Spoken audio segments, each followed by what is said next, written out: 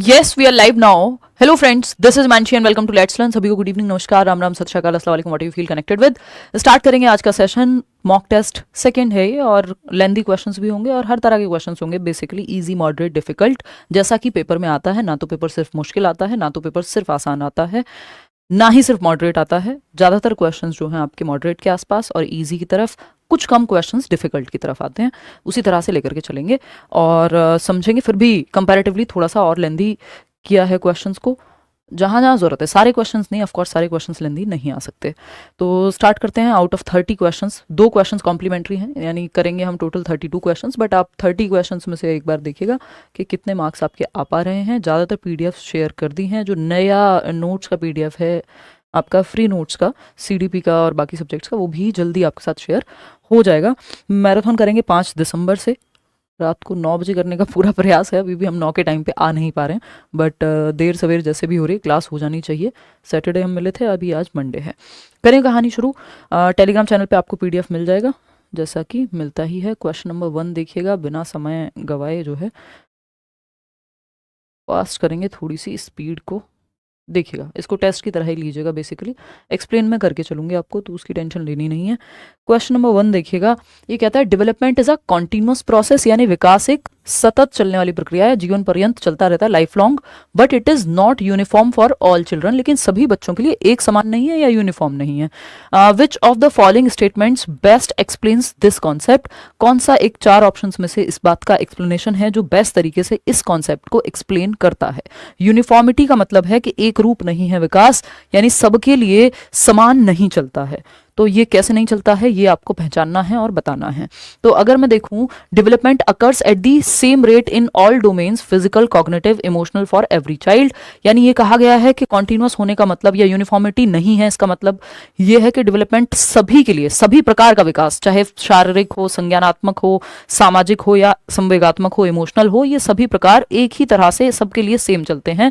देखिए, यूनिफॉर्म कपड़ों में अच्छी लगती है कि सारे बच्चे सेम यूनिफॉर्म पहन के स्कूल आ रहे हैं, बट विकास की प्रक्रिया में यूनिफॉर्मिटी नहीं होती, पैटर्न में यूनिफॉर्मिटी होती है। ध्यान रखिएगा, पेस ऑफ डेवलपमेंट यानी विकास की जो दर है, स्पीड ऑफ डेवलपमेंट है, वो भिन्न होती है। विकास की स्टेज सेम हो सकती है दुनिया भर में। तो ये कहना तो गलत है कि सबके लिए रेट सेम है। रेट सेम नहीं है विकास का, स्टेज सेम होती है। स्टेज में भी फिर अलग अलग चीजें अभी आएंगे उस पर। Development follows a sequence but may vary in pace and degree across children या अक्रॉस कल्चर। बात सही है कि जो विकास है वो यूनिफॉर्म नहीं है। इसका मतलब ये है कि डेवलपमेंट एक सीक्वेंस को तो फॉलो करता है कि बच्चा पहले बच्चा होगा तब बड़ा कहलाएगा, बड़ा होकर बच्चा नहीं बन जाएगा। हरकतें कर ले बात अलग है, लेकिन एज वाइज वो ओल्ड एज से अडल्टहुड में नहीं आ जाएगा, अडल्टहुड से एडोलेसेंस में नहीं आ जाएगा। रिवर्स नहीं चल रही हैं चीजें, ठीक है ना। तो सीक्वेंस तो सेम है। May vary in pace and degree, भाई किस दर तक और किस लिमिट तक जो है विकास हो रहा है वो अलग अलग बच्चों में अलग अलग हो सकता है। बात सही है। All children achieve developmental milestones at the same time irrespective of their environment और जेनेटिक्स। सभी बच्चे अपने पर्यावरण या आनुवांशिकी के बावजूद एक ही समय में विकासात्मक विशेष उपलब्धि, जिसको माइलस्टोन कहते हैं, विकासात्मक प्रकार्य कहते हैं। देखिए, डेवलपमेंटल माइलस्टोन्स सब सेम टाइम पे अचीव कर ले। डेवलपमेंटल माइलस्टोन्स क्या है? सोशल एक्सपेक्टेशंस आपसे एक सर्टेन एज पे, यानी एक उम्र में जो सामाजिक आकांक्षाएं हैं कि अरे अब तो 4 साल के हो गए हो, क्या पानी खुद से लेके नहीं पी सकते हो, ये सोशल एक्सपेक्टेशन है। अरे 25 साल के हो गए, शादी क्यों नहीं कर लेते हो या कर लेती हो, अभी शादी नहीं, ब्याह नहीं हुआ तुम्हारा, है ना, इतनी बड़ी हो गई हो। तो ये क्या है? सोशल एक्सपेक्टेशन है। ठीक, सोशल एक्सपेक्टेशन है, डेवलपमेंटल माइलस्टोन है एक तरह का, जो समाज आपसे अपेक्षा रखता है कि इस उम्र में ये काम हो जाना चाहिए। सोशल एक्सपेक्टेशंस को हम डेवलपमेंटल माइलस्टोन्स या डेवलपमेंटल टास्क भी कहते हैं। हैविंगहर्स्ट ने इसकी बात की थी। और अगेन ये सामाजिक आकांक्षाएं हैं, जरूरी नहीं है कि सारी चीजें एक तरह से सभी बच्चों में या सभी व्यक्तियों में हो। ठीक, फिर आते हैं आगे। तो ये बात तो कहना गलत होगा कि सारे बच्चे जो हैं डेवलपमेंटल माइलस्टोन एक ही समय पे इररिस्पेक्टिव ऑफ देयर एनवायरमेंट और जेनेटिक्स। अगर सही एनवायरमेंट नहीं मिल रहा तो ऐसा थोड़ी हर एज एक व्यक्ति साइंटिस्ट बन गया सब बन जाएंगे उसी उम्र में।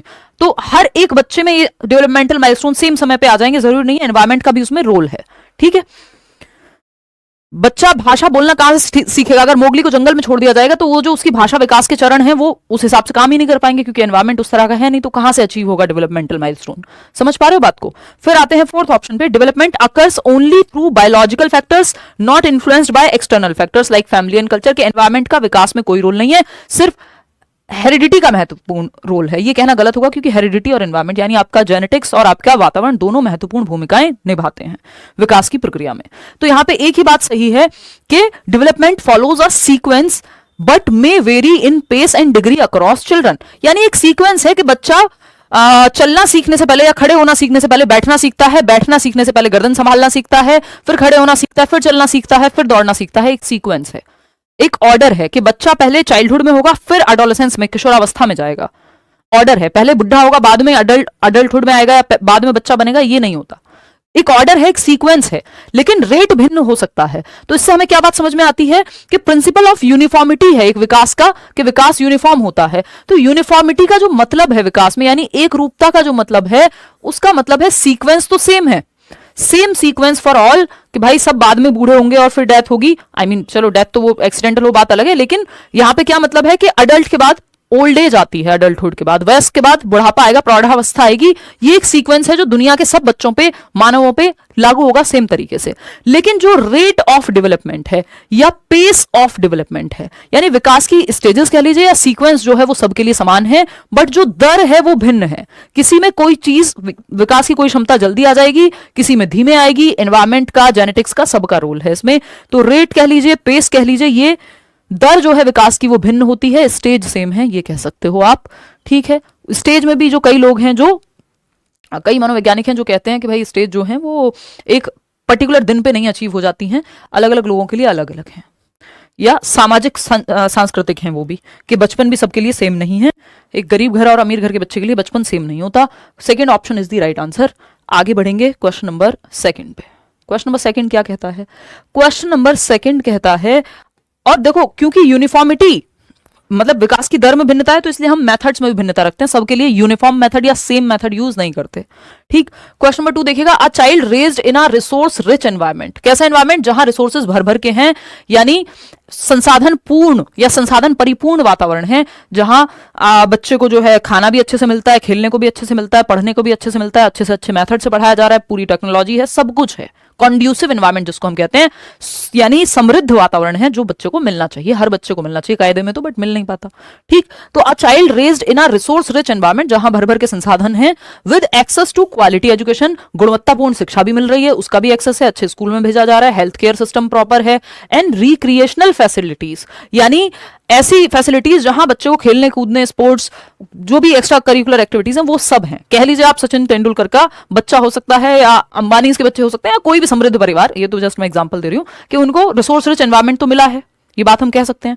लेकिन क्या ये गारंटी है कि वो सचिन तेंदुलकर ही बन जाएंगे? जो कि होना भी नहीं चाहिए, क्योंकि हम ये सेम एक्सपेक्टेशन रख भी नहीं सकते। लेकिन पूछा कुछ ऐसा ही जा रहा है सवाल में, आसान भाषा में अगर हम इसको समझना चाहें तो ऐसे देख सकते हैं। ठीक, तो according to the interactionist perspective of development, what could be a possible reason for this, यानी अंतःक्रियावादी दृष्टिकोण के अनुसार इसका संभावित कारण क्या हो सकता है? इंटरेक्शनिस्ट क्या कहते हैं? बेसिकली इंटरेक्शनिस्ट कह रहे हैं कि आपकी हेरिडिटी है और एनवायरमेंट है, तो वो जो हेरिडिटी है जब एनवायरमेंट में इंटरेक्ट करती है तो एक सर्टेन वे में जो है विकास होना चाहिए। पहला ऑप्शन है, the child's genetic potential for academic success is limited which the environment can not improve, यानी ये कह रहे हैं कि लिमिटेड है उसका जो जेनेटिक पोटेंशियल है और एनवायरमेंट से इंप्रूव नहीं हो सकता। नहीं, इंटरेक्शनिस्ट एनवायरमेंट को भी महत्व देते हैं। The child lacks motivation due to over dependence on environmental resources, ज्यादा डिपेंड हो गया है, ज्यादा रिसोर्सेज मिलेंगे तो बच्चा बिगड़ जाएगा। ये वो वाली बात है जो आमतौर पर हमारे घरों में चलती है, तो वो वाली चीज यहाँ पे नहीं है कि अगर आप सही रिसोर्सेज दे रहे हो, सही मात्रा में रिसोर्सेज से सारे बच्चे नहीं खराब हो जा रहे हैं, मतलब रिसोर्सेज से खराब नहीं हो रहा बच्चा, वो डिफरेंट रीजन है, वो कहीं भी हो सकता है अगर गलत दिशा में जाना होगा तो। थर्ड ऑप्शन है, there is a mismatch between the child's inherited abilities and the provided learning learning environment, बच्चे की आनुवांशिक क्षमताओं में जो उसको जेनेटिक्स से मिली हैं और जो प्रदान किया गया अधिगम का माहौल है उसके बीच में मेल की कमी है, मिसमैच है, यानी जो क्षमताएं उसके पास हैं और जिस तरह का एनवायरमेंट दिया जा रहा है दोनों मैच नहीं हो पा रहे। ये है कहानी। हाँ, हो सकती है। Environmental factors are more significant than heredity in determining academic success, यानी एनवायरमेंटल फैक्टर्स का ज्यादा सिग्निफिकेंट रोल होता है हेरिडिटी से। ऐसी बात नहीं है, हेरिडिटी को भी महत्व यहां दिया जाता है। बच्चे की आनुवांशिक क्षमताओं और प्रदान किए गए अधिगम के माहौल के बीच कुछ तो डिफरेंस है। बात ये हो रही है कि जो क्षमताएं हैं उसके अकॉर्डिंग चीजें अगर नहीं मिलेंगी तो गड़बड़ होगी। ठीक, और इंटरेक्शनिस्ट में अगर हम देखें तो बेसिकली बच्चे के एक्सपीरियंस को महत्व देते हैं इंटरेक्शनिस्ट लोग, तो चाहे वो प्याजे हों, वाइगॉस्की हों, ब्रॉनफेन ब्रनर हों, जो कह रहे हैं कि जो एनवायरमेंट है जो एक्सपीरियंस बच्चों को मिल रहा है उसका प्रभाव पड़ेगा। जेनेटिक्स अपनी जगह हैं, लेकिन एनवायरमेंट का रोल रहेगा, एक्सपीरियंस का रोल रहेगा। क्वेश्चन नंबर 3 देखिएगा और बताइएगा कि क्या कहना चाहता है एग्जामिनर। क्वेश्चन नंबर 3 है, a teacher observes that a child in her class first learns to, हो सकता है बच्चा बना हो किस चीज के लिए, पॉलिटिक्स में जाने के लिए, या हो सकता है ऐसे किसी और फील्ड में साइंटिस्ट बनने के लिए, और आपने उसको डाल दिया स्पोर्ट्समैन कि नहीं तुमको भी क्रिकेटर ही बनना है क्योंकि तुम एक क्रिकेटर के बच्चे हो, ठीक, तो फिर वहां गड़बड़ हो जाएगी। कितना भी रिसोर्सेज एनवायरमेंट है नहीं हो पाएगा क्योंकि पोटेंशियल कहीं और था। A teacher observes that a child in her class first learns to make broad scribbles with a crayon and later progresses to drawing pieces, drawing precise shapes like circles and squares. Which principle of development does this observation demonstrate? यानी एक शिक्षिका है जो देखती हैं कि उनकी class में एक बच्चा है जो क्रेयॉन से पहले बड़े बड़े रेखा चित्र बनाता है और बाद में वृत्त और वर्ग जैसी सटीक आकृतियां बनाना सीखता है। यानी पहले वो कुछ भी टेढ़ा मेढ़ा एक बड़ी, जैसे आप सबके हाथ में या हम सबके हाथ में कभी भी जब क्रेयॉन नहीं होते, वो जो कलर होते हैं मोम वाले एक तरह से, तो वो कुछ भी बच्चा बनाता है टेढ़ा मेढ़ा बड़ी सी आकृति जो उसको समझ में आ जाता है, दीवार पे, हाथों में, कहीं भी, मतलब दीवार पे, पेज पे, जहां मिल जाए उसको, लेकिन बाद में वो प्रिसाइज ट्रायंगल बनाने लग जाएगा, है ना, या फिर प्रिसाइज शेप बनाने लगेगा, बेसिकली सर्कल हो गया। ये कैसे कर पा रहा है बच्चा, क्या है, सामान्यकरण से विशिष्टीकरण की तरफ जा रहा है, किसकी तरफ जा रहा है, फटाफट बताओ। डेवलपमेंट फॉलोज अ सेफेलोकॉर्डल पैटर्न, तो ये तो हेड टू टो जाना चाहिए था सेफेलोकॉर्डल में, तो सिरोध पदोन्मुखी में तो सर से पैर की ओर जाना चाहिए था कि पहले सर से संभालना सीखेगा, फिर गर्दन संभालना सीखेगा, फिर ये जो टॉर्सो है आपका वो फिर टांगों पे कंट्रोल आएगा, खड़े होना सीखेगा, फिर चलना सीखेगा, तो head to toe, top to down जाएगा विकास। इसकी तो बात नहीं हो रही यहाँ पे, बात तो हो रही है कि पहले वो बड़े बड़े कुछ शेप बनाता है और फिर बाद में स्पेसिफिक बनाना सीख जाता है। Development proceeds from the general to the specific, ये वैसा ही है जैसे पहले जब आपको बचपन में रंग भरने को दिया जाता था तो आपको कहा जाता था पहले यहाँ जो लाइन के पास वाला है इसको भर लेते हैं फिर अंदर भरेंगे, यानी पहले सामान्य क्रियाएं कर रहा है बाद में विशिष्ट, ग्रॉस टू फाइन भी बोल सकते हो आप इसको कुछ हद तक, ठीक। Development is influenced more by heredity than environment, उसकी तो बात ही नहीं हो रही, यहाँ तो एनवायरमेंट की ही बात चल रही है। Development is a discontinuous process, जब प्याजे नहीं लिखा या आपसे पूछा नहीं है कॉन्टिन्यूअस वर्सेस डिसकंटिन्यूअस के बारे में, तब तक अपनी मर्जी से नहीं लगाना इसको, ठीक। तो विकास सामान्य से विशिष्ट की ओर बढ़ता है कि पहले वो सामान्य क्रियाएं कर रहा था, बड़ी बड़ी जनरल शेप्स बना रहा था, है ना, ग्रॉस मोटर या ग्रॉस में है तो इसमें फाइन ही, लेकिन ये जो जनरल टू स्पेसिफिक है इसी के अंदर फिर ग्रॉस टू फाइन भी आ जाता है आपका। लेकिन यहां पे बात हो रही है कि सामान्य क्रियाएं, कुछ भी जो उसके मन में आ रहा था, जहां पेन पड़ जाए कुछ भी बना रहा था, अब वो स्पेसिफिक विशिष्ट बना रहा है, कॉम्प्लेक्स चीजें, सिंपल टू कॉम्प्लेक्स की तरफ या जनरल टू स्पेसिफिक की तरफ, ठीक। तो ये एक बात हुई, second option is the right answer. Question number 4 देखिएगा और बताइएगा क्या कहना चाहता है क्वेश्चन नंबर 4। क्वेश्चन नंबर 4 कहता है आपका असर्शन है, socialisation plays a crucial role in shaping a child's personality and behaviour, सामाजिकरण की जो प्रक्रिया है एक बच्चे के व्यक्तित्व और व्यवहार को आकार देने में महत्वपूर्ण भूमिका निभाती है। यानी सामाजिकरण की प्रक्रिया से बच्चे को कैसे बिहेव करना है और उसका जो व्यक्तित्व है वो काफी हद तक प्रभावित होता है। ये बात तो सही है, हम मानते हैं सोशलाइजेशन इंपॉर्टेंट है, ट्रू है ये बात।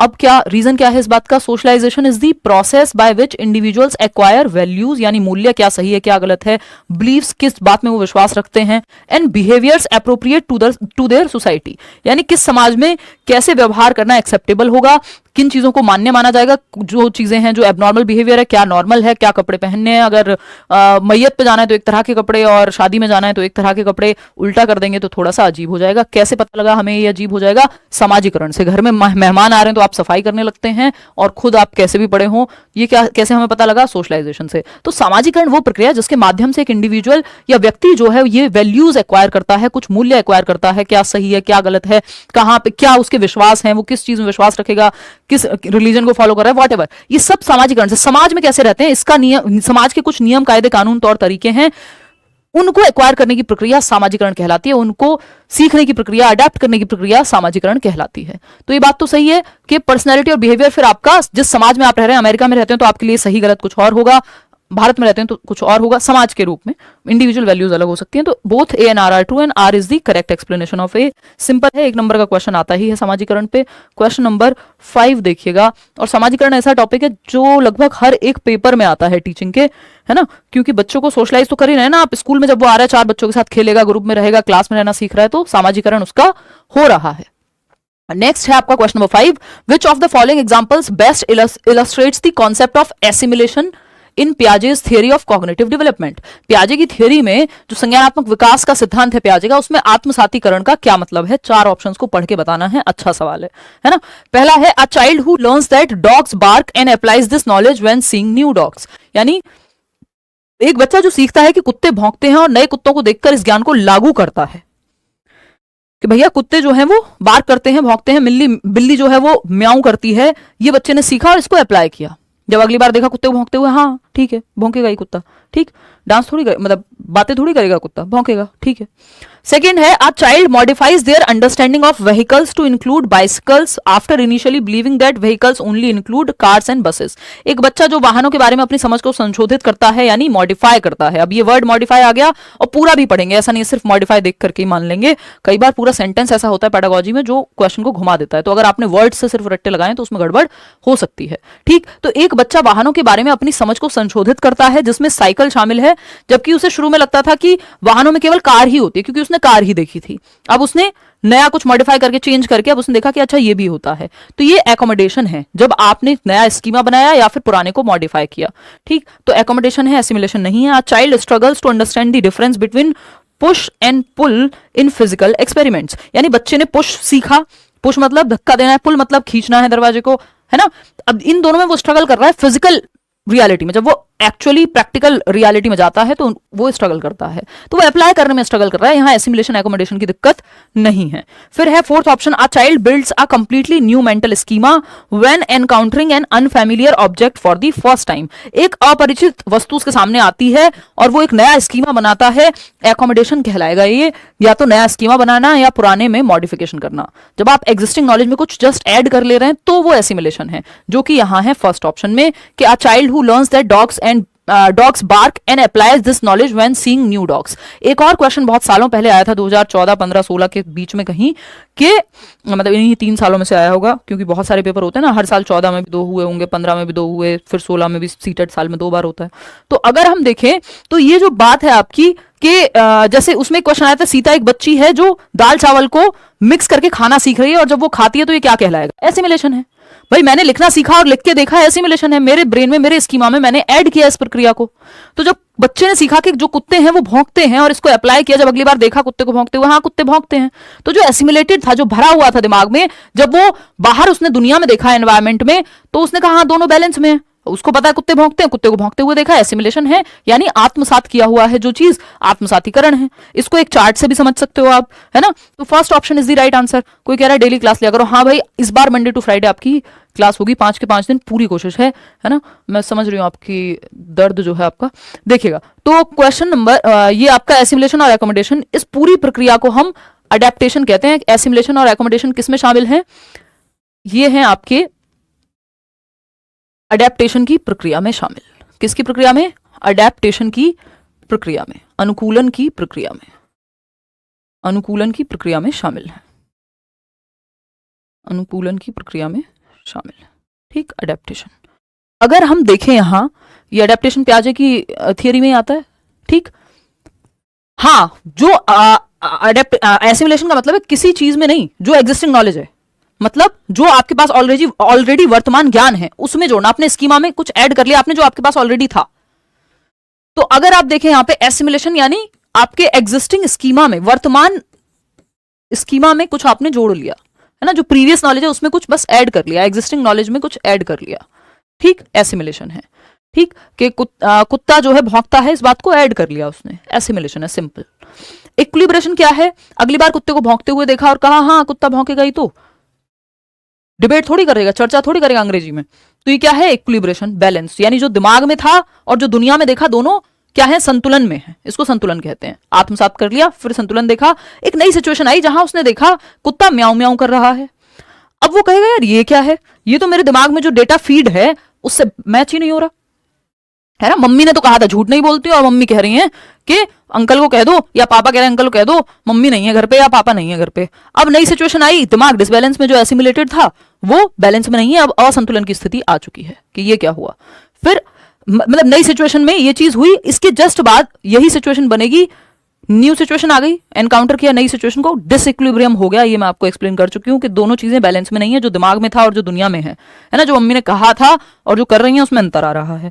तो ये क्या होगा, असंतुलन की स्थिति आ गई। अब मॉडिफाई करके नया स्कीमा बनाना पड़ेगा कि हाँ भाई बड़े लोग जो हैं सामाजिकरण की प्रक्रिया में ऐसा कई बार कर देते हैं, या तो आपको एक नया स्कीमा ही बनाना पड़ेगा कि मम्मी तो जो है या पापा तो जो है, अब भैया ये जो बात है ऐसा है, उन्होंने कहा था झूठ नहीं बोलते बट बोलते हैं, वट एवर है ना। तो एकोमोडेशन करना पड़ेगा। यानी अब म्याऊं जब कुत्ते ने किया है तो आपको समझना पड़ेगा भाई ये कुत्ता नहीं था, नई सिचुएशन आई, म्याऊं किया कुत्ते ने और आपके दिमाग में डिसबैलेंस हो गया, अरे ये कुत्ता तो नहीं है, ये तो कुछ और है, वो तो भौं भौं करता है।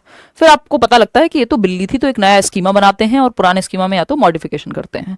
तो ये पूरी प्रक्रिया चलती रहती है, फिर से कोई नई सिचुएशन आएगी और ये सब चलता रहेगा। ठीक, आगे बढ़ते हैं नेक्स्ट क्वेश्चन पे। क्वेश्चन नंबर है 6। क्वेश्चन नंबर, सारे लेंदी क्वेश्चन होंगे जैसे पेपर में आते हैं। देखिए क्वेश्चन नंबर 6, लेंदी का मतलब ये नहीं है कि सारे मुश्किल होंगे। Which of the following classroom practices best demonstrate Vygotsky's theory of learning. कौन सी एक कक्षा पद्धति है, एग्जाम्पल है जो वाइगॉत्स्की की थियरी को रिप्रेजेंट करती है। पहला है allowing children to work independently and discover knowledge through trial and error. त्रुटि एवं प्रयास के माध्यम से नॉलेज को डिस्कवर करना व्यवहारवादी दृष्टिकोण है, और वाइगॉत्स्की क्या है, कंस्ट्रक्टिविस्ट हैं, रचनावादी हैं। बिहेवियरिस्ट लोगों के बारे में आप पढ़ेंगे जब आप सीटेट पास कर लेंगे। व्यवहारवाद एक तरीका है सीखने का। व्यवहारवाद या बिहेवियरिज्म क्या है, एक साइकोलॉजी का स्कूल ऑफ साइकोलॉजी है, विचार है, विचारधारा है पूरी, जो ये कहती है कि reward, punishment, trial and error, बार बार गलती करो फिर सीखो, ये सब क्या, प्रयास करो गलती होगी फिर सीखोगे, ये सब बातें आपके व्यवहारवादी लोग करते हैं और वाइगॉत्स्की ये बात नहीं करेंगे। A teacher providing help by breaking. देखिए नेगेटिव शब्द की अगर मैं बात करूं, प्याजे और वाइगॉत्स्की दोनों के बारे में लिख लीजिएगा या समझ लीजिएगा, चाहे वो प्याजे हो चाहे वाइगॉत्स्की हो, है ना, दोनों रचनावादी हैं। प्याजे जो हैं रेडिकल कंस्ट्रक्टिविस्ट हैं और वाइगॉत्स्की जो हैं वो सोशल कंस्ट्रक्टिविस्ट हैं। वाइगॉत्स्की सोशल कंस्ट्रक्टिविस्ट हैं। तो अगर हम देखते हैं प्याजे और वाइगॉत्स्की को, तो कुछ नेगेटिव शब्द हैं जो वाइगॉत्स्की और प्याजे कभी भी यूज नहीं करेंगे, जैसे रिवॉर्ड लिखा हुआ हो। ये बच्चे की एक्टिविटी पे ध्यान देते हैं, ना कि उसको रिवॉर्ड के लालच में या पनिशमेंट के डर से सिखाने पे, है ना। रिवॉर्ड हो, पनिशमेंट हो, रीइंफोर्समेंट हो कि पुनर्बलन, गुड, वेरी गुड, शाबाश, ये सब इनके काम का नहीं है। ये तो कह रहे हैं बच्चा पहले ही क्यूरियस है, बच्चा तो जिज्ञासु है, वो तो सीखना चाहता है, आप उसको सिखाइए तो सही। पनिशमेंट हो, कंडीशनिंग हो, ये ऐसे शब्द हैं सब, यानी दंड, पुरस्कार, पुनर्बलन, कंडीशनिंग जिसको हम कह रहे हैं अनुकूलन। ठीक, और क्या है यहाँ पे, ट्रायल एंड एरर हो गया। इस तरह की बातें प्याजे वाइगॉत्स्की नहीं करते नजर आएंगे। ये प्याजे और वाइगॉत्स्की की विचारधारा को, यानी रचनावाद को, जो मीनिंग मेकिंग की, अर्थ निर्माण की बात करता है, उसको सपोर्ट नहीं करते हैं। प्याजे और वाइगॉत्स्की बच्चों को पैसिव यानी निष्क्रिय रखने की बात नहीं करेंगे, रटवाने की बात नहीं करेंगे। तो ये बातें आपको देख लेनी है थोड़ा सा, है ना, क्लियर है। ये सब नेगेटिव हैं अगर प्याजे और वाइगॉत्स्की को ध्यान में रखें, क्योंकि वो ज्ञान की रचना पे फोकस कर रहे हैं, रटवाने पे नहीं। ये सब व्यवहारवादी काम है। ठीक है, चलें आगे बढ़ें। तो अगर हम देखें क्वेश्चन ने क्या पूछा हमसे, best demonstrate Vygotsky's theory of learning, यानी वाइगॉत्स्की की थियरी ऑफ लर्निंग को बेस्ट डिमॉन्स्ट्रेट करता है। A teacher providing help by breaking down complex problems into manageable parts and gradually reducing help as students gain proficiency. बिल्कुल सही बात है। Scaffolding यानी टेम्परेरी हेल्प, जैसे जैसे बच्चे की डिफिकल्टी लेवल कम होता जाए, वो उसको समझ में आता जाए, आप हेल्प कम करते जाएंगे, उस स्टेप पे मदद करना जहां बच्चा अटक रहा हो, और फिर उस मदद को हटा लेना। जैसे अभी मैं ये डिस्कशन करके आपकी मदद कर रही हूँ, लेकिन पेपर आप खुद ही देके आएंगे, तो यहाँ पे स्कैफोल्डिंग कहते हैं इसको, टेम्परेरी हेल्प की प्रक्रिया। थर्ड ऑप्शन है relying solely on text books and, जब बच्चे के माता पिता उसको लिखना सिखा रहे हैं, पेन पकड़ते हैं, शुरुआत में टीचर भी पेन पकड़ा करके कई बार मदद करती है सिखाने में, लेकिन जब वो खुद से सीख जाता है तो वो मदद हटा ली जाती है। तो टेम्परेरी हेल्प को स्कैफोल्डिंग कहते हैं, अस्थायी मदद। फिर आता है third option relying solely on text books and lectures, सिर्फ लेक्चर पे और मेमोराइजेशन, रट्टाफिकेशन पे तो प्याजे वाइगॉत्स्की बात ही नहीं करेंगे। Expecting students to master difficult task without adult और पीयर सपोर्ट, नहीं। वाइगॉत्स्की तो कह रहे हैं समाज और संस्कृति, इनकी थियरी का नाम ही है सोशियो कल्चरल अप्रोच, समाज और संस्कृति की मदद लेकर के सीखिए, ये बात तो वाइगॉत्स्की कह ही रहे हैं। क्वेश्चन नंबर 7 देखिएगा क्या कहता है। क्वेश्चन नंबर 7 फटाफट से बताएंगे, बहुत अच्छा सवाल है, इसको ध्यान से सॉल्व करना। देखना, अगर हम बात करें विच of the following statements best explains the interaction between heredity and environment in child development, यानी कौन सा एक कथन है जो विकास की प्रक्रिया में आनुवंशिकता और पर्यावरण या वातावरण के बीच अंतःक्रिया को ठीक से एक्सप्लेन करता है। ईशा कराएंगे भाई, ईवीएस का भी एक आध सेशन जरूर लूंगी। तो heredity completely determines a child's abilities and talents while the environment has no influence। यानी हेरिडिटी और एनवायरमेंट की अगर हम बात कर रहे हैं तो हेरिडिटी ही टोटली डिसाइड करती है बच्चे के विकास को, एनवायरमेंट का कोई रोल नहीं है। तो फिर हम क्यों पढ़ रहे हैं और क्यों पढ़ा रहे हैं, फिर तो दुनिया में सारे काम बंद कर दो, हेरिडिटी अपने आप कर देगी सारी चीजें। तो ये तो कहना गलत हो जाएगा। किसी भी एक साइड नहीं झुकना है पूरी तरह से। कुछ चीजों में हेरिडिटी का ज्यादा रोल है, कुछ चीजों में एनवायरमेंट का ज्यादा रोल है ना। आपकी आंखों के रंग में एनवायरमेंट कुछ नहीं कर पाएगा क्योंकि वो आपको हेरिडिटी से मिला है, उसको आप नहीं बदल पाएंगे, लेंस ही लगाने पड़ेंगे एनवायरमेंट से। तो the environment solely shapes a child's development regardless of their genetic predispositions. यानी जो पर्यावरण है वो पूरी तरह से बच्चे के विकास को आकार देता है, चाहे उनकी आनुवंशिक प्रवृत्ति कुछ भी हो। यानी सिर्फ एनवायरमेंट ही शेप कर रहा है तो भाई ऐसा नहीं है। अगर मान लीजिए किसी को जन्म से ही, अगर स्टीफन हॉकिंग की बात करें, आई थिंक उनको सेरेब्रल पाल्सी था if I am not wrong, तो या कोई भी व्यक्ति जो एक कंडीशन के साथ जन्म लिया है जिसने, जरूरी नहीं है कि वो एनवायरमेंट से ठीक ही हो जाए। सारी बीमारियां ठीक नहीं होती हैं, सारी चीजें ठीक नहीं होती हैं, है ना। आप सर्जरी कराते रहिए, शक्ल एक्चुअल शक्ल थोड़ी बदलेगी, मतलब वो एक्चुअल थोड़ी है फिर। तो हेरिडिटी से जो मिल गया वो आप उसको अपनी मर्जी से नहीं बदल सकते।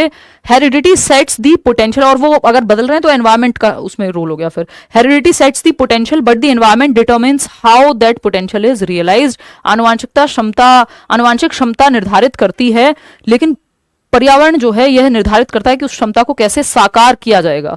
मतलब हेरिडिटी एक पोटेंशियल तो सेट कर देती है कि आपके अंदर ये क्षमता है, बट एनवायरमेंट ये सुनिश्चित करेगा कि पोटेंशियल रियलाइज हुआ है कि नहीं है। हो सकता है आप में एक साइंटिस्ट बनने की क्षमता हो, बट आपका जन्म ऐसे एक रिमोट एरिया में और ऐसे मे बी नक्सलाइट एरिया में हो गया हो कि जहां एजुकेशन तो छोड़िए, आपको एनवायरमेंट गन चलाने का ही मिला हो। तो कहां से आपका जो पोटेंशियल था साइंटिस्ट बनने का वो बाहर आ जाएगा, समझ रहे हो। तो हेरिडिटी पोटेंशियल तो देती है, लेकिन आपका आईक्यू बहुत हद तक हेरिडिटी से निर्धारित होता है ना, और भी सारे फैक्टर्स हैं। तो लेकिन जो एनवायरमेंट है वो एनवायरमेंट सुनिश्चित करेगा कि वो पोटेंशियल रियलाइज होगा कि नहीं होगा। पता नहीं कितने लोग जो हैं यहाँ पे बहुत अच्छे सिंगर बन सकते होंगे इस देश में, कितने लोग जो हैं बहुत अच्छे कुछ और मैथमेटिशियन बन सकते होंगे, साइंटिस्ट, डांसर, व्हाटएवर, बहुत कुछ बन सकते होंगे, बट उनको वो एनवायरमेंट कभी मिल ही नहीं पाया जिससे वो पोटेंशियल रियलाइज हो पाए।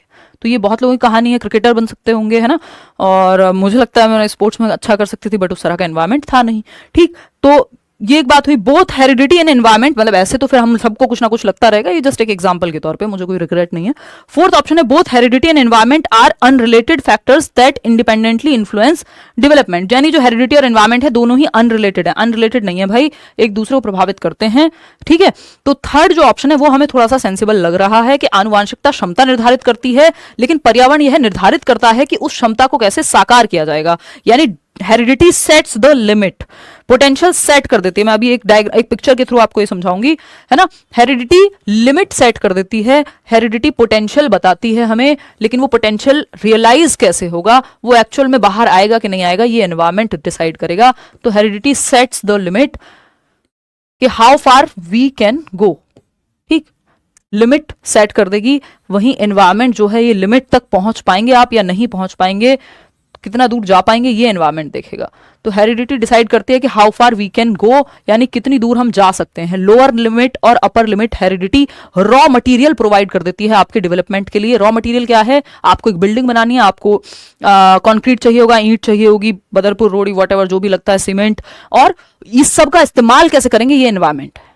रॉ मटेरियल दे दिया आपको, अब आप कैसी बिल्डिंग बनाना चाहते हैं, ये एनवायरमेंट है। तो एनवायरमेंट डिसाइड करता है how far we will go, और हेरिडिटी जो है वो निर्धारित करेगी कि संभावना कितनी है। अगर आईक्यू बिल्कुल 25 है तो आप बच्चे को साइंटिस्ट नहीं बना पाएंगे, ये हेरिडिटी ने निर्धारित कर दिया है ना। चलिए खैर, एक पिक्चर के थ्रू इसको समझेंगे तो ज्यादा बेहतर समझ में आएगा। देखिएगा, समझते हैं। ये पिक्चर है जो क्या कहना चाहती है, देखिए।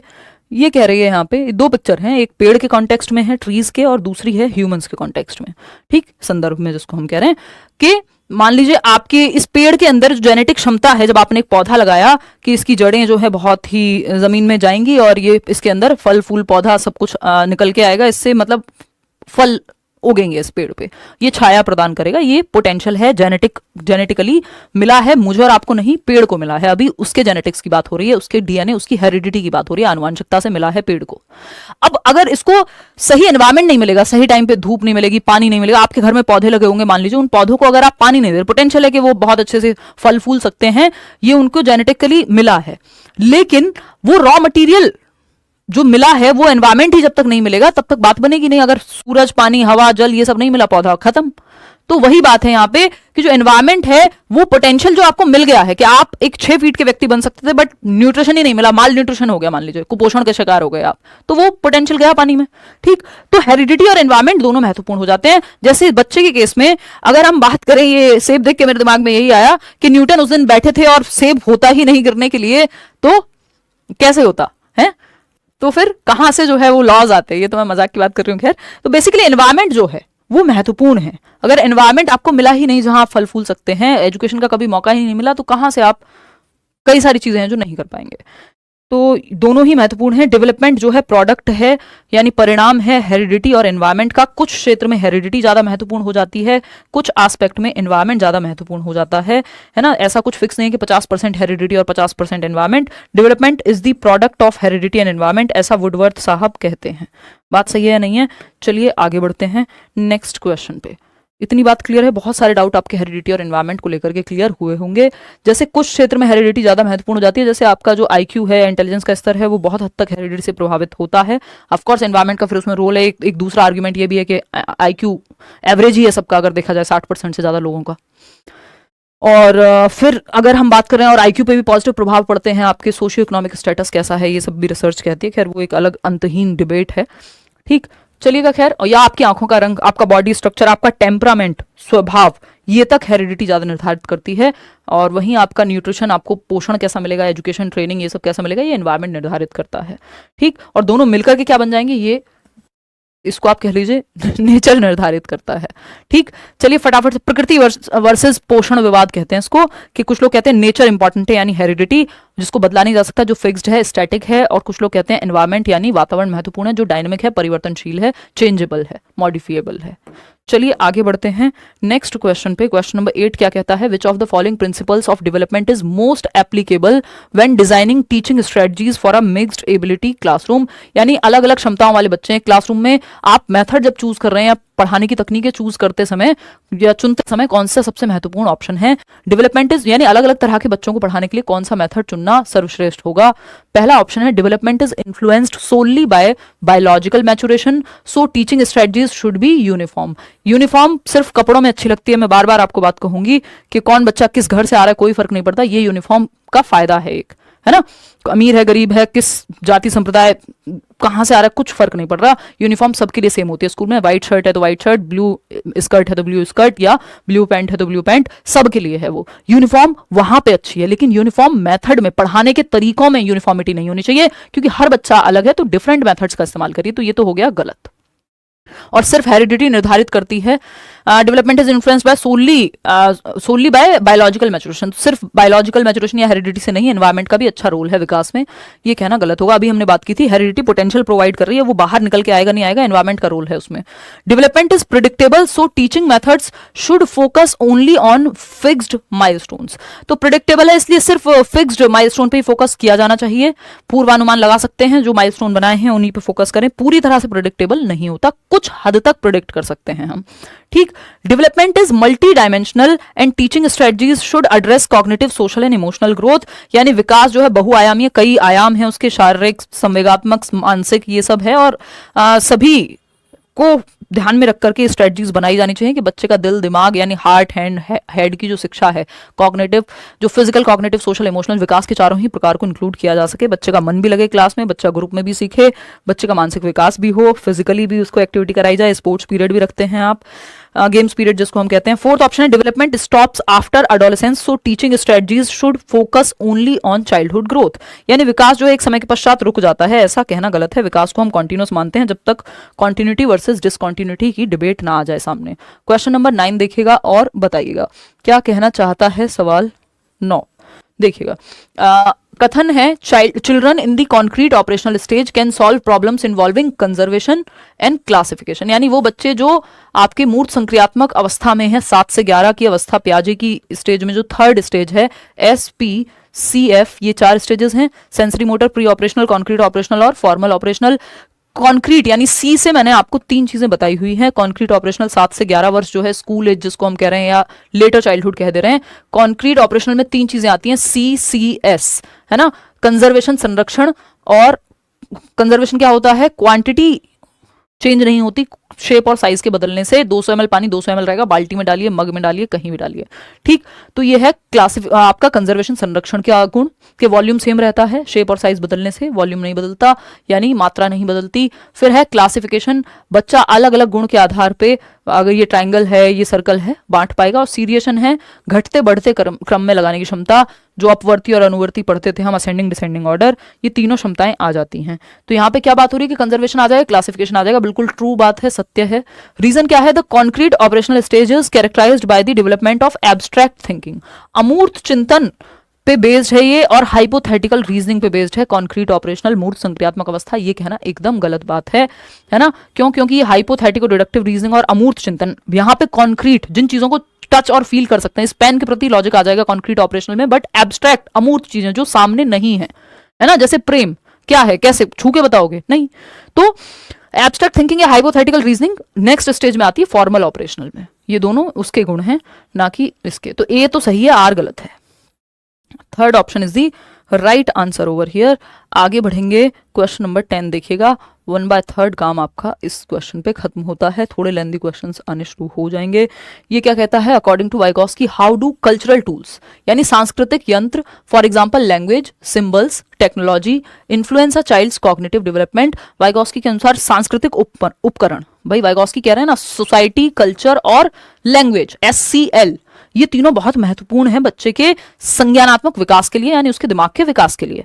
तो जब हम बात कर रहे हैं कि सांस्कृतिक टूल क्या होंगे, संस्कृति में क्या क्या है, आपके कुछ सिंबल्स हैं, भाषा है, टेक्नोलॉजी है, तीज त्योहार सब हैं, है ना, फेस्टिवल्स जिनको हम कह रहे हैं। तो ये कैसे महत्वपूर्ण रोल प्ले करते हैं, ये पूछा है हमसे। Cultural tools have no significant impact, भाई हमें पता है SCL, सोसाइटी, कल्चर और लैंग्वेज, ये तीनों बहुत महत्वपूर्ण भूमिका निभाते हैं बच्चे के दिमाग के विकास में, ये वाइगॉस्की कह रहे हैं। तो ये कहना तो गलत होगा कि सिग्निफिकेंट नहीं है। Cultural tools act as aids that extend a child's cognitive development या cognitive abilities, allowing them to solve more complex problems and engage in higher order thinking. सांस्कृतिक उपकरण जो है, ये भाषा हो, प्रतीक हो, प्रौद्योगिकी हो, टेक्नोलॉजी, और टेक्नोलॉजी के माध्यम से तो सीख रहे हैं आप कहीं ना कहीं देखा जाए तो, और मैं भाषा का भी इस्तेमाल कर रही हूं, तो ये सब टूल्स हो गए, है ना। अलग अलग संस्कृति में अलग अलग भाषाएं होंगी, जिससे उन्हें अधिक जटिल समस्याओं को हल करने में उच्च क्रम का चिंतन डेवलप होगा, हायर ऑर्डर थिंकिंग आपकी विकसित होगी। जब आप पढ़ रहे हैं, किसी से कोई बात सुन रहे हैं, है ना, इन सब का सिंबल्स का यूज कर रहे हैं, तो संज्ञानात्मक विकास होगा, बात तो सही है। फिर भी थर्ड ऑप्शन देख लेते हैं। Cultural tools limit cognitive development by focusing children's attention on memorising facts. रटने की बात वाइगॉस्की कभी नहीं करेंगे। Cultural tools are only useful after a child reaches the formal operational stage. Formal operational stage की बात तो वाइगॉस्की ने की नहीं है, ये पियाजे को इन्होंने जबरदस्ती यहाँ पे खींच करके एक ऑप्शन बना दिया, जो कि गलत है। तो सेकंड ऑप्शन ही सही है, बाकी सारे ही गलत हैं, या सेकंड ऑप्शन इसीलिए सही है क्योंकि बाकी सारे गलत हैं, भी कह सकते हो। क्वेश्चन नंबर 11 देखिएगा, हालांकि हो सकता था वो भी गलत, और फटाफट से जवाब दीजिएगा क्वेश्चन नंबर 11 देख करके।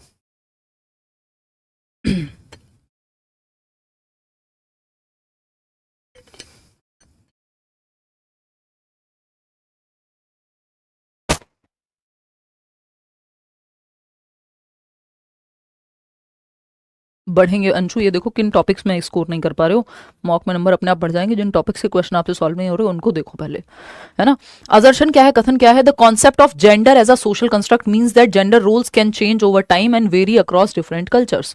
बात तो सही है, जेंडर पे क्वेश्चन आता ही है। सामाजिक संरचना के रूप में लिंग की या जेंडर की अवधारणा का अर्थ है कि लैंगिक भूमिकाएं समय के साथ बदल सकती हैं और विभिन्न संस्कृतियों में भिन्न हो सकती हैं।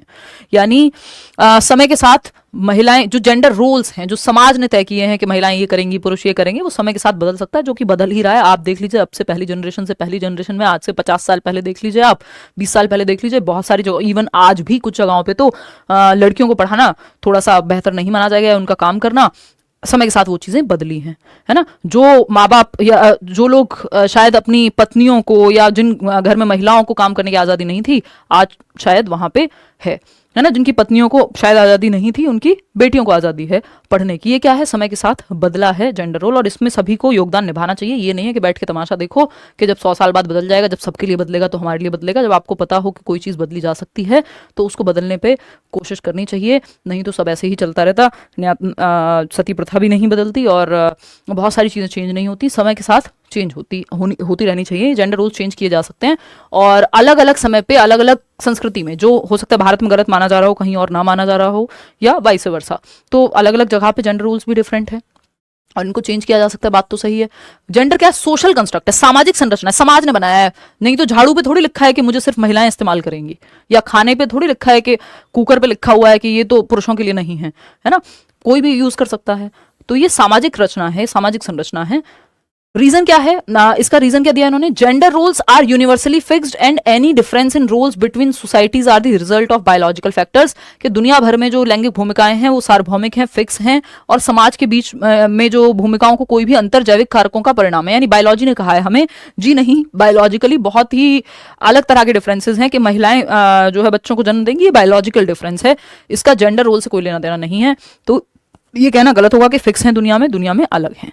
ठीक, तो ए तो सही है, but R is false. Third option is the right answer, option 3। आगे बढ़ेंगे नेक्स्ट क्वेश्चन पे। अच्छा, यहाँ पे एक और चीज का ध्यान रखेंगे, एक नंबर में सवाल आता है कि जो सेक्स है वो बायोलॉजिकल कंस्ट्रक्ट है। इंग्लिश की तरफ आपको देखना पड़ेगा, हिंदी में कई बार ये लिंग ही लिख देते हैं दोनों को। जैविक संरचना है कि महिलाओं और पुरुषों में बायोलॉजिकली जो डिफरेंसेस हैं, है ना, कि महिलाओं को मेंस्ट्रुएशन साइकिल एक्सपीरियंस करनी होती है और पुरुषों को नहीं करनी होती है। महिलाएं बच्चों को जन्म दे सकती हैं, पुरुष नहीं दे सकते हैं। ये क्या है? ये जैविक डिफरेंसेस हैं, ये बायोलॉजिकल एस्पेक्ट हैं। लेकिन जेंडर क्या है? जो समाज ने काम को जोड़ दिया इन सब चीजों से जबरदस्ती, क्या है? ये सोशल कंस्ट्रक्ट है, सामाजिक संरचना है, ना कि बायोलॉजिकल। तो GS से याद रख सकते हो, जनरल स्टडीज वाला, कि जेंडर सोशल कंस्ट्रक्ट है, और इसके अलावा जो बच जाए SB, सेक्स, बायोलॉजिकल कंस्ट्रक्ट है। एक नंबर का क्वेश्चन है, बहुत बार डिफरेंट डिफरेंट तरीके से पूछा जा चुका है। ठीक है ना? मेरी गर्लफ्रेंड 3.0 पास कर चुकी है, ब्रेकअप कर लिया, अब क्या करें? ईता साहेब, अब आप भी 4.0 जो है पास कर लीजिए BPSC का, और फिर इंतकाम मत लीजिए, चुपचाप से कोई और ढूंढिए। व्यक्ति मिल जाएंगे जीवन में, लोग आते जाते रहते हैं। आप दूसरी गारंटी कब तक लेंगे? हैं उनके जो भी डिसीजंस हैं वो उनके हैं, आप इसमें कुछ भी नहीं कर सकते हैं। ठीक है ना? और अच्छी बात है, जिसे जाना था वो उसको जाना ही था, आपको समय से पता लग गया, है ना? अब आप अपने जीवन पे फोकस कीजिए। बहुत सारे लोग हैं, 8 बिलियन की आबादी है, एक व्यक्ति आपको मिल ही जाएगा, आज नहीं तो कल, और नहीं भी मिलेगा तो आप अकेले आए थे, अकेले ही जाना है। ये ज्ञान के साथ मैं अपनी बात को समाप्त करूंगी। आ जाओ इधर। समझते हैं। क्वेश्चन नंबर 11 देखिए, और इसका मतलब ये बिल्कुल भी नहीं है, इसको जेंडर से मत जोड़िएगा कि लड़की थी और नौकरी लग गई तो चली गई, लड़का होता तो नहीं जाता। दोनों तरह के लोग दुनिया में खूब एग्जिस्ट करते हैं, और हमारी सामाजिक संरचना इस तरह की है कि ये चीज़ ज़्यादा प्रमोट हो जाती है। चलिए खैर आगे बढ़ते हैं, बहुत लंबी कथा हो जाएगी, संडे वार्ता में किसी दिन वाचन करेंगे। आ जाओ। अजर्शन क्या है? अजर्शन है, कितने खुश हो जाते हैं आप लोग इस तरह की बातों में, मैं देख रही हूँ कितनी खुशी, अभी तक रो रो के क्वेश्चन सॉल्व कर रहे थे। असर्शन है, the concept of gender as a social construct means that gender roles can change over time and vary across different cultures. यानी सामाजिक संरचना के रूप में लिंग की अवधारणा का अर्थ है कि लैंगिक भूमिकाएं समय के साथ बदल सकती है। ये तो हम कर चुके ना, ठीक है, ये सेम क्वेश्चन नहीं है, कर चुके हैं हम। कहाँ थे आप? देख भी लिया करो यार। तो gender roles are universally fixed, ये कहना गलत होगा, तो ए तो सही था इसमें, बट आर गलत था। हमारी टीम भी सो जाती है बातों में, और हम भी। देखिए क्वेश्चन नंबर 12 देखिएगा और समझते हैं कहानी क्या है। क्वेश्चन नंबर 12 कहता है, what is the significance of assistive technology in inclusive classroom. Inclusive यानी समावेशी शिक्षा, जहां हर तरह का बच्चा पढ़ता है, चाहे किसी को कोई डिसेबिलिटी हो, चाहे कोई गिफ्टेड हो, चाहे वो नॉर्मल एवरेज बच्चा हो, हर एक बच्चा, एजुकेशन फॉर ऑल। इसमें असिस्टिव टेक्नोलॉजी का क्या रोल है? असिस्टिव टेक्नोलॉजी का, जैसा कि आप नाम से समझ रहे हैं, असिस्ट करती हो, जो हेल्प करती हो बच्चे को किसी एक काम में। मतलब क्या हुआ? बच्चे को सुनने में दिक्कत है, एक मशीन दे दी आपने जिससे वो सुन सकता है। बच्चे को पढ़ने में दिक्कत है, जो देख नहीं सकता, उसको आपने ब्रेल लिपि की किताबें दे दी तो वो टच एंड फील करके पढ़ लेगा। ये टेक्टाइल मटेरियल दे दिया। ये सब असिस्टिव टेक्नोलॉजी का ही उदाहरण है। ठीक, यानी ऐसी टेक्नोलॉजी जो असिस्ट कर रही है बच्चे को, जो काम वो खुद से नहीं कर पा रहा है उसको मदद करने में, और जनरली इंक्लूसिव एजुकेशन में स्पेशल बच्चों के लिए यूज की जाती है। समझते हैं कहानी क्या है। It is only necessary for students with severe disabilities and should not be used in general classroom. यानी यह केवल गंभीर दिव्यांगता वाले बच्चों के लिए होती है, ऐसा नहीं है, और सामान्य क्लासरूम में यूज कर सकते हैं। इंक्लूसिव क्लासरूम में हर तरह का बच्चा होगा। It provides tools that help students with disabilities access the curriculum and engage more fully in classroom activities. बिल्कुल सही बात है कि ये ऐसे यंत्र बच्चों को देगा, दिव्यांग छात्रों को पाठ्यचर्या तक में सीखने के अवसर प्रदान करेगा। कि एक बच्चा है जो मान लीजिए सुन के सीख सकता है, देख नहीं सकता, तो उसको आप एक इस तरह का मटेरियल, या जैसे मैंने वो फोन वाला एग्जांपल दिया था कि फोन बजता है और वो बच्चा जो देख नहीं सकता, तो फोन में एक ऑप्शन है असिस्टिव टेक्नोलॉजी का कि वो बोल करके नाम बता देगा कि किसका फोन है, तो ये भी असिस्टिव टेक्नोलॉजी ही है। It replaces the need for teachers to provide direct instruction. Direct instruction की जरूरत नहीं है, अब बच्चे टेक्नोलॉजी पर रिलाई कर सकते हैं, टीचर की जरूरत नहीं है, गलत बात है। It is primarily used to give students extra time for assignments rather than modifying content और instruction। बस एक्स्ट्रा टाइम मिल जाए ये भी कहना गलत है, हेल्प के लिए होता है उनको इंस्ट्रक्शन में। तो सेकंड ऑप्शन एकमात्र सही उत्तर है। कोहलबर्ग पे आते हैं, एक क्वेश्चन कोहलबर्ग का आता ही है। क्वेश्चन नंबर 13 देखिएगा और बताइएगा। In Kohlberg's theory of moral development which stages described by individuals making moral decisions based on abstract principles, अमूर्त सिद्धांतों पे जो सामने है ही नहीं, such as justice, rights, equality rather than societal laws, जो सामाजिक नियम चले आ रहे हैं उनकी बजाय अपने अमूर्त सिद्धांतों पे जिनको छुआ तो जा नहीं सकता, जो आइडियाज में है, जैसे जस्टिस न्याय पे, इक्वालिटी पे कि भाई इक्वालिटी होनी चाहिए महिलाओं और पुरुषों के अधिकारों में या और इंसानों में, 70 तरह की बात हो सकती है, इक्वालिटी भी अलग अलग बेसिस पे हो सकती है, राइट्स सबके अपने अधिकार होने चाहिए, इस बेसिस पे डिसीजन लेता है, अमूर्त प्रिंसिपल्स के बेसिस पे, ना कि जस्ट जो चला आ रहा है उसके बेसिस पे। तो ये तो ओबीडियंस एंड पनिशमेंट तो मतलब ही नहीं है, खुद से व्यक्ति डिसीजन ले पाएगा या तो थर्ड या फोर्थ, यानी फिफ्थ और सिक्स्थ स्टेज है ये, social contract and individual rights. इसमें भी अमूर्त प्रिंसिपल नहीं है, यहाँ पे जो चर्चा है वो ये है कि समाज में अगर जरूरत पड़े तो नियमों को बदला जा सकता है यदि बहुत सारे वर्ग को जरूरत हो, लेकिन इंडिविजुअल के राइट हैं। लेकिन बात हो रही है कि वो abstract principle such as justice, rights, equality, यानी एक व्यक्ति पूरे समाज के खिलाफ भी खड़ा हो सकता है या उसको जो लगता है सही वो उसके हिसाब से काम करेगा, अपने सिद्धांतों के हिसाब से जो अमूर्त होते हैं। सिद्धांत देखे थोड़ी जा सकते हैं, लोग अपने सिद्धांतों के लिए जीवन का त्याग कर देते हैं। तो ये यूनिवर्सल एथिकल प्रिंसिपल है, हाईएस्ट स्टेज है, हर कोई यहां तक पहुंच भी नहीं पाता। और इस स्टेज पे पहुंचने मतलब ये नहीं जीवन का त्याग कर दो, अपनी बात पर रहने वाली बात है कि अपने सिद्धांतों के अनुसार जीवन जीना। क्वेश्चन, या आपको जो गलत लग रहा है उसके लिए खड़े रहना। क्वेश्चन नंबर 14 देखिएगा, ये कहता है in a child centred educational approach the teacher's role shifts from being the sole source of knowledge to a facilitator who guides students to their learning. In their learning, this approach emphasizes the importance of the child's active participation, interests and learning pace. It encourages children to take responsibility for their learning, promotes critical thinking and fosters creativity through hands-on activities and exploration. Which of the following best describes the main goal of child-centered education in a classroom setting? यानी कि बाल केंद्रित शिक्षा में एक दृष्टिकोण है कि ज्ञान एकमात्र स्रोत से बदलकर, यानी टीचर कोई सब कुछ नहीं, सर्वे सर्वा नहीं है, क्या है, सुविधा दाता है जो माहौल क्रिएट करेगा और बच्चे को सक्रिय भागीदार बनाएगा, एक्टिव लर्नर बनाएगा, बेसिकली बच्चे को एक्टिव रखेगा। चाइल्ड सेंटर्ड यानी बच्चा सेंटर में, उसकी नीड, उसके इंटरेस्ट, उसका एप्टीट्यूड, उसका एटीट्यूड सेंटर में है। तो रटवा दीजिए बच्चों को नहीं। क्रिटिकल थिंकिंग के लिए ऑन टीचर लेड लेक्चर्स नहीं, भाई बच्चे और टीचर दोनों एक्टिव होते हैं चाइल्ड सेंटर्ड में। To empower children to learn actively by engaging them in activities that match their developmental needs, बच्चे की विकासात्मक आवश्यकताओं को ध्यान में रखते हुए जहां उनको सक्रिय रूप से सिखाया जाएगा, जहां बच्चा सबसे ज्यादा एक्टिव है, वो ऑप्शन सही है। फोर्थ ऑप्शन है to focus on standardised assessments to ensure, standardised assessment नहीं चाहिए कि सबके लिए एक जैसा, यूनिफॉर्म अगेन कपड़ों में अच्छी है, ना तो आकलन में, ना तो मेथड में, ना तो असेसमेंट में, ना ही आपके मेथड्स में, वहां डिफरेंट मेथड्स होने चाहिए, मल्टीपल मेथड्स होने चाहिए, ना कि डिफरेंशिएटेड इंस्ट्रक्शन होना चाहिए, ना कि सिर्फ स्टैंडर्ड इंस्ट्रक्शन। क्वेश्चन नंबर 15 देखिएगा और बताइएगा।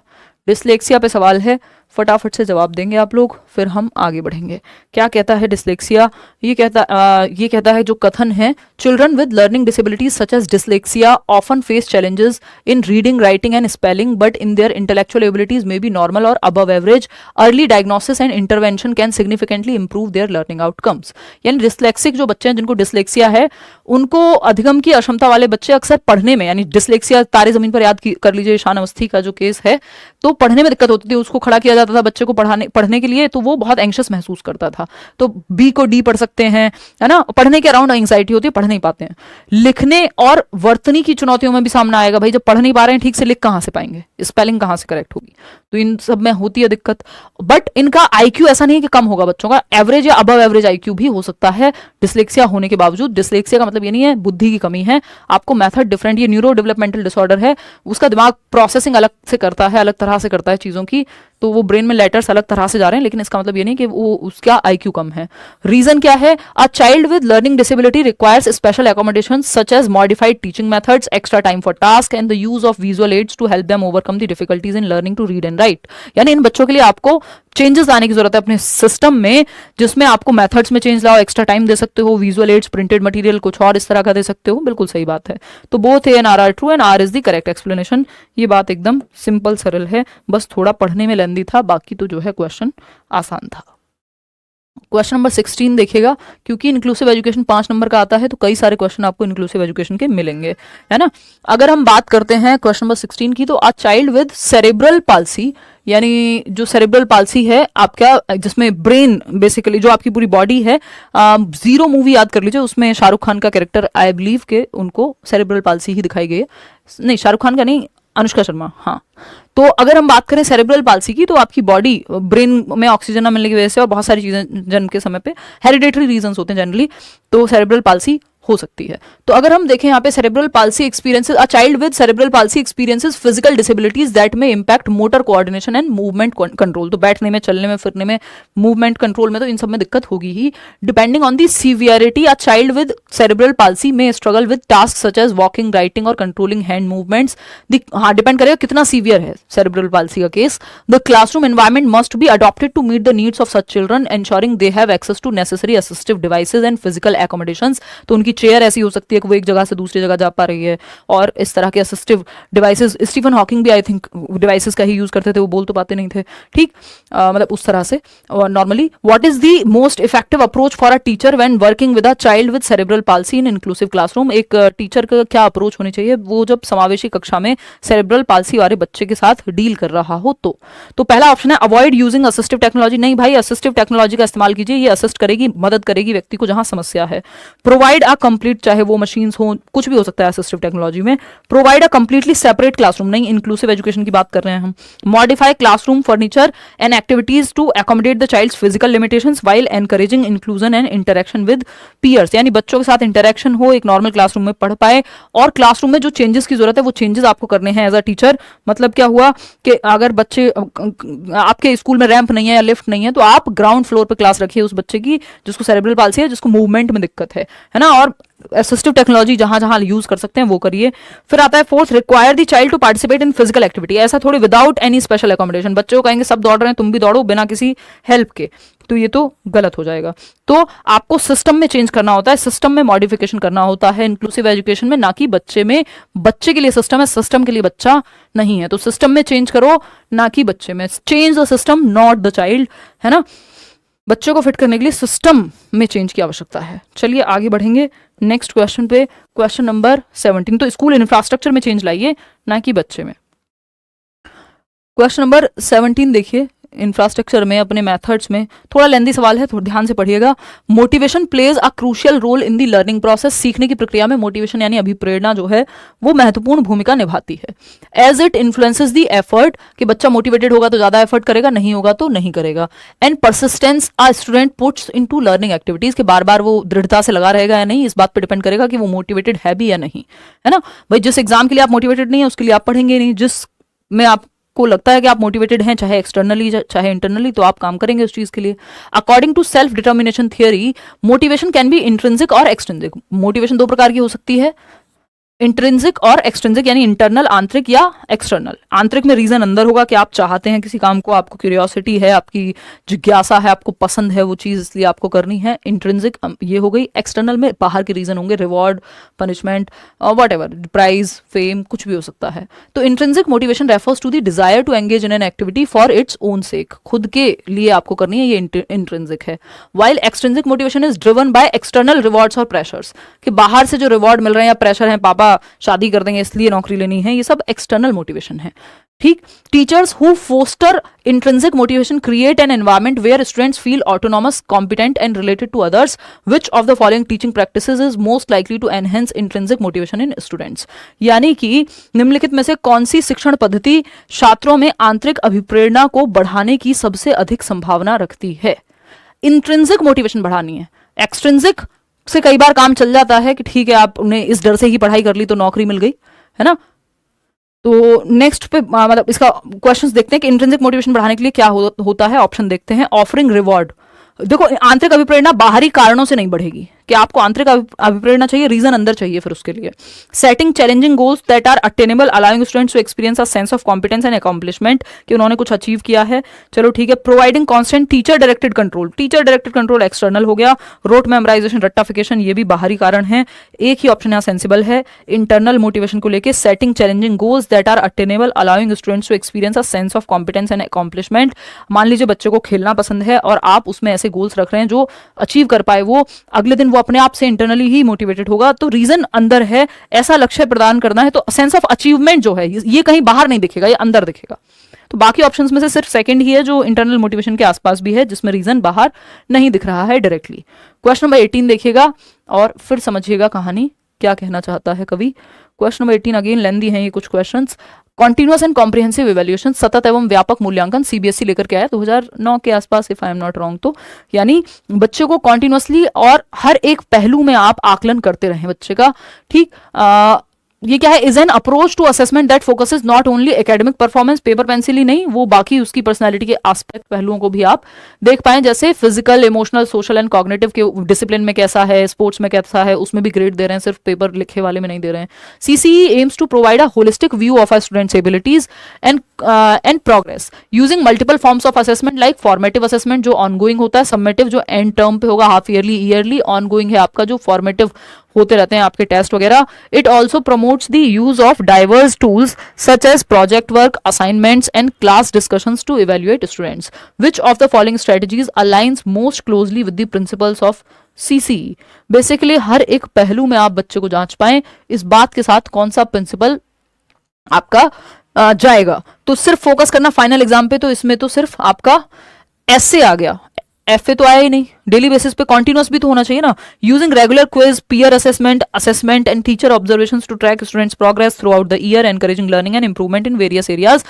पूरे वर्ष आप अलग अलग पहलू को जांच रहे हैं, ये सही है। Ignoring student behaviour and emotional development, ऐसा नहीं है, बच्चे के इमोशंस को नहीं करेंगे आप इग्नोर, और सिर्फ लास्ट में अगर आप असेस कर रहे हैं तो वो भी गलत है। उसमें सिर्फ वो कॉन्टिन्यूअस एंड कॉम्प्रिहेंसिव नहीं कहलाएगा, क्योंकि आपको फॉर्मल और फॉर्मेटिव और सबमेटिव दोनों को देखना है, लगातार भी, कॉन्टिन्यूअस भी तो होना चाहिए आकलन, सिर्फ लास्ट में थोड़ी होगा।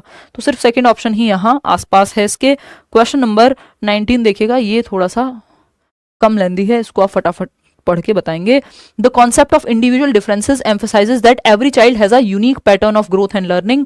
Teacher should recognize these differences and provide dash to meet the diverse needs of students. यानी व्यक्तिगत विभिन्नता की जो अवधारणा है इस बात पर जोर देती है कि हर बच्चे के विकास और अधिगम का एक अनूठा पैटर्न है, हर एक बच्चा यूनिक है, अपनी कुछ यूनिक क्षमताओं के साथ जो है वो दुनिया में चलता है, ठीक।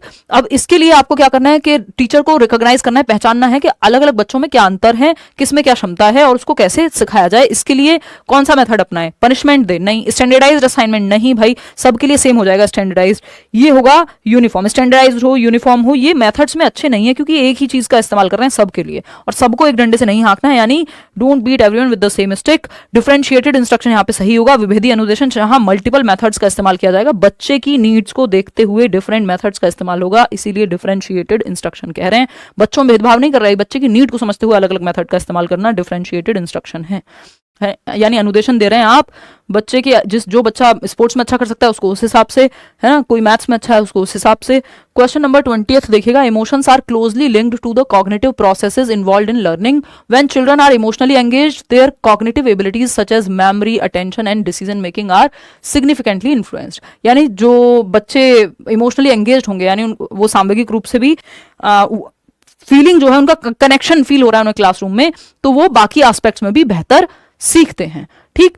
For instance when a child is anxious, यानी एंग्शियस फील कर रहा है बच्चा, एंग्जाइटी है उसको, मान लीजिए एंग्शियस महसूस कर रहा है या बहुत नर्वस महसूस कर रहा है, तो they may have difficulty concentrating and remembering information. जिस पेपर में आप बहुत ज्यादा डरे हुए हैं, जरूरत से ज्यादा अगर डरे हुए हैं, थोड़ी बहुत एंग्जाइटी ठीक है, एग्जाम एंग्जाइटी जिसको हम कहते हैं, तो वहां पे दिक्कत होगी जो आपको आता है उसको भी याद करने में, ठीक। While feelings of excitement and curiosity, जो व्यक्ति एक्साइटेड है, हाँ यार पेपर है, पेपर देके कहानी खत्म होगी, जो सीखा है देखते हैं क्या आ जाएगा, जो मैंने पढ़ा है वहीं से आएगा, सिलेबस से बाहर थोड़ी चला जाएगा और जितना जाएगा वो सबके लिए जाएगा, इस तरह की अगर क्यूरियोसिटी या जिज्ञासा आपके दिमाग में है तो आप बेहतर परफॉर्म करते हैं, बात तो सही है।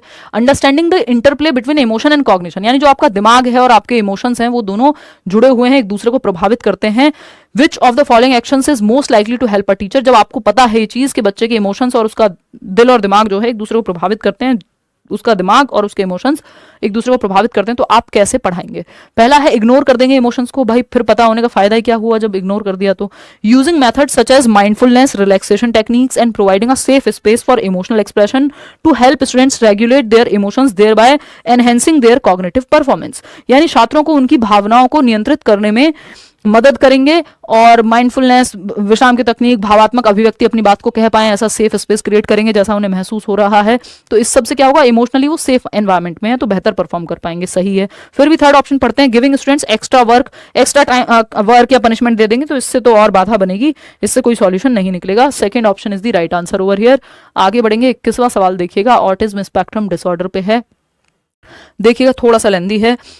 Children with autism spectrum disorder ASD exhibit a range of behaviours that may include difficulty with communication, social interaction and repetitive patterns of behaviour. यानी वो बच्चे जिनको ऑटिज्म स्पेक्ट्रम डिसऑर्डर है, autism spectrum disorder basically umbrella term है जिसमें बहुत सारे term आ जाते हैं, ADHD वगैरह, ऑटिज्म अपने आप में कई सारे। तो अगर बात कर रहे हैं ऑटिस्टिक बच्चा है मान लीजिए, तो उसको कम्युनिकेट करने में अपनी बात को बार बार सेम बात रिपीट कर सकता है, ज्यादा लोगों में उसको दिक्कत हो सकती है, एनवायरमेंट में अगर थोड़ा बहुत चेंज कर दिया जाए, ये सामान वहां से उठा के कहीं और रख दिया है तो भी उसको रोज रोज दिक्कत होगी अगर एनवायरनमेंट में चेंज है तो। ठीक, अब यहाँ पे क्या करना है, दीज चिल्ड्रन में ऑल्सो, वो माय नेम इज खान वाले शाहरुख खान को याद कर लीजिए, ऑटिस्टिक जैसे लक्षण उसमें दिखाई देते हैं, मुझे एग्जैक्टली याद नहीं है उनको क्या दिक्कत थी, बहुत साल पहले देखी थी मूवी, बट हाँ वो ऑटिस्टिक बच्चा ऐसे कैरेक्टरिस्टिक्स उसमें मिलते हैं। These children may also have varying levels of intellectual functioning from highly gifted to intellectual disability, और the teacher's role is crucial in providing structured supportive environment and tailoring the learning experiences to meet the child's unique needs. बच्चे की need को समझते हुए आपको tailored learning experiences यानी बच्चे के मुताबिक एक्सपीरियंसेस डिजाइन करने हैं, बात तो सही है। Which of the following strategies is most effective for supporting a child with autism in a main stream classroom, यानी एक नॉर्मल क्लासरूम में बच्चे को ऑटिज्म है आप पहचानते हैं तो उसके लिए आप कौन से मेथड का प्रयोग करेंगे, सिंपल बात ये है। एनकरेज करेंगे बच्चे को to engage in unstructured social activities with peers without any specific guidance, तो वैसे ही उसको दिक्कत है बहुत ज्यादा घुलने मिलने से और बिना गाइडेंस के तो और दिक्कत होगी। Using visual schedules, providing clear and consistent instructions and offering breaks to manage sensory overload, ये may be limiting the use of any structured learning material, यानी एक प्रॉपर स्ट्रक्चर में जो मटीरियल है उसका यूज नहीं करेंगे, गलत हो जाएगा। Providing additional assignments to keep the child occupied, ये एकदम खराब तरीका है कि बस उस पर एक्स्ट्रा काम दे दो, तो यही ऑप्शन बचता है कि using visual schedules, providing clear and consistent instructions and offering breaks to manage sensory overload. बहुत ज्यादा बच्चे के दिमाग पे, उसके सेंसेस पे ओवरलोड नहीं बनना चाहिए, चाहे वो इन्फॉर्मेशन का हो चाहे वो लोगों का हो, है ना। तो उस चीज को प्रॉपर एक प्लान शेड्यूल, यानी उसको पता होना चाहिए, बहुत ज्यादा चेंजेस अचानक से नहीं होने चाहिए, नहीं तो उस बच्चे को दिक्कत होती है जब अचानक से चेंजेस होंगे एनवायरनमेंट में, सराउंडिंग में बहुत सारे लोग, तो एक फैमिलियर एनवायरनमेंट उस तरह का क्रिएट करने की कोशिश करनी है। क्वेश्चन नंबर 22 देखिएगा और बताइएगा क्या कहता है। 22वां सवाल, हार्वर्ड गार्डनर की थियरी है मल्टीपल इंटेलिजेंस, एक क्वेश्चन कम से कम आता ही है।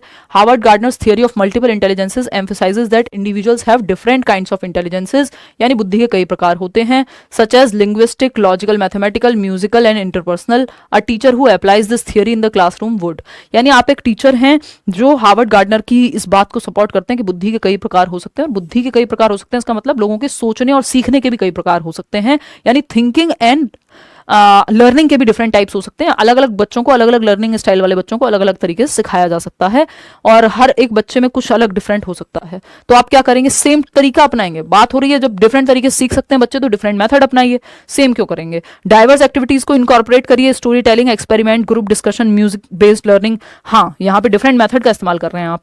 फिर भी बाकी देख लेते हैं। फोकस ओनली ऑन लिंग्विस्टिक, एक तो ये ओनली ऑन जहां लिखा हो ये अपने आप में नेगेटिव हो जाता है 99% केसेस में। सिर्फ भाषा और लॉजिक पे फोकस करेंगे, नहीं भाई 8 प्रकार हैं बुद्धि के, तो सिर्फ भाषा और लॉजिक पे क्यों करेंगे, हैं। आज ही बैच में हम ये डिस्कस कर रहे थे। Avoid student centred teaching methods, नहीं भाई स्टूडेंट सेंटर्ड रखो टीचिंग मेथड को, जहां बच्चा सेंटर में हो, टीचर सेंटर क्यों रखना है, ये कह रहे हैं अवॉइड करो। तो सेकंड ऑप्शन ही यहाँ सही बचता है। आगे बढ़ेंगे नेक्स्ट क्वेश्चन पे, क्वेश्चन नंबर है 23, देखिएगा और बताइएगा क्या कहना चाहता है आपका एग्जामिनर। क्वेश्चन नंबर 23 है, which of the following practices aligns with the constructivist approach to teaching and learning, रचनावादी दृष्टिकोण के साथ कौन सा एक ऑप्शन जाता है। रचनावाद का मतलब है यहाँ बच्चा ज्ञान की रचना करता हो, एक्टिव बिल्डर ऑफ नॉलेज है, बच्चा सक्रिय है। जहां ऑप्शन में सबसे ज्यादा सक्रिय है, बच्चा एक्टिव है, वो सही है। रोट मेमोराइजेशन पे फोकस करो तो ये तो रट्टाफिकेशन, रटंत विद्या, चलंत नहीं। सेकंड ऑप्शन है encouraging learners to engage in group discussions to build new knowledge, नए ज्ञान के निर्माण के लिए बच्चे को चर्चा परिचर्चा में इन्वॉल्व करिए। ये बात सही लग रही है, बच्चा यहाँ एक्टिव होगा, सक्रिय होगा। फिर भी बाकी ऑप्शन देखते हैं। Providing learners with the correct answers and expecting them to memorise, रट्टा लगवा दो सही आंसर दे करके, तो इसमें बच्चा एक्टिव नहीं, पैसिव है, निष्क्रिय है। यहाँ पे भी निष्क्रिय है जब वो रट्टा लगा रहा है। Use fixed worksheets for all students without considering individual differences, भाई बच्चे अलग अलग हैं, अलग अलग तरह की वर्कशीट, अलग अलग तरह के मेथड होने चाहिए, सबके लिए सेम नहीं चलेगा। यूनिफॉर्म इंस्ट्रक्शन नहीं चलेगी, स्टैंडर्डाइज्ड इंस्ट्रक्शन नहीं चलेगी, डिफरेंशिएटेड चलेगी, जहां पे बच्चा एक्टिव रह सके। तो ये सेकंड ऑप्शन ही सही है कि जहां बच्चे एक्टिव हैं और डिस्कशन करके सीख रहे हैं। क्वेश्चन नंबर 24 देखिएगा और जवाब दीजिएगा। क्या कहता है 24वां सवाल, देखते हैं। During the annual examination our teacher creates a comprehensive question paper designed to evaluate students overall understanding. एक कॉम्प्रिहेंसिव पेपर है जिसमें सारी ही चीजें यानी समग्रता से पूरे सिलेबस को सारे एस्पेक्ट्स को शामिल किया गया है। Overall understanding of all the topics taught during the year, जो भी साल भर में टॉपिक पढ़ाए गए हैं सबकी ओवरऑल अंडरस्टैंडिंग चेक करेगा ये पेपर। The scores are then used to rank students and report their academic achievement to parents. Which type of assessment does this best represent? तो एक है आपकी SA सबमिटिव योगात्मक मूल्यांकन, दूसरा है FA जिसको हम रचनात्मक मूल्यांकन बोलते हैं। एक तो ये एंड ऑफ द ईयर हो रहा है, ड्यूरिंग द ईयर जो भी सीखा है उसका आकलन, फिर जो स्कोर्स हैं उनके बेसिस पे रैंक भी किया जा रहा है ना, और रिपोर्ट करना है पेरेंट्स को। तो ये एक तरह से एनुअल एग्जाम्स हो गए। जो SA का पार्ट है, असेसमेंट ऑफ लर्निंग कहते हैं, एंड ऑफ इंस्ट्रक्शन में आता है ये। तो असेसमेंट फॉर लर्निंग ड्यूरिंग होता तो फॉर लर्निंग हो जाता, ये तो हट गया। असेसमेंट एज लर्निंग तो बच्चा खुद को ही आकलन करता है, पेरेंट्स का यहाँ कोई रोल नहीं आता बाद में। None of the above because of the assessment is summative in nature, नहीं, जब बात तो वही हो गई। असेसमेंट ऑफ लर्निंग है ये, because the focus is on evaluating and reporting the students achievement, बच्चे ने कितना अचीव किया, जो लर्निंग गोल्स रखे गए थे वो किस हद तक अचीव हुए, इस आधार पे आप रिपोर्ट बना रहे हैं। तो ये सेकंड ऑप्शन है समेटिव। ईयरली, हाफ ईयरली इसी तरह के एग्जाम्स होते हैं। आगे बढ़ेंगे, क्वेश्चन नंबर 25 देखिएगा और बताइएगा कि क्या जवाब होना चाहिए। पढ़ लीजिए एक बार सवाल, इतने में पानी पी लेती हूँ, जल ग्रहण कीजिए।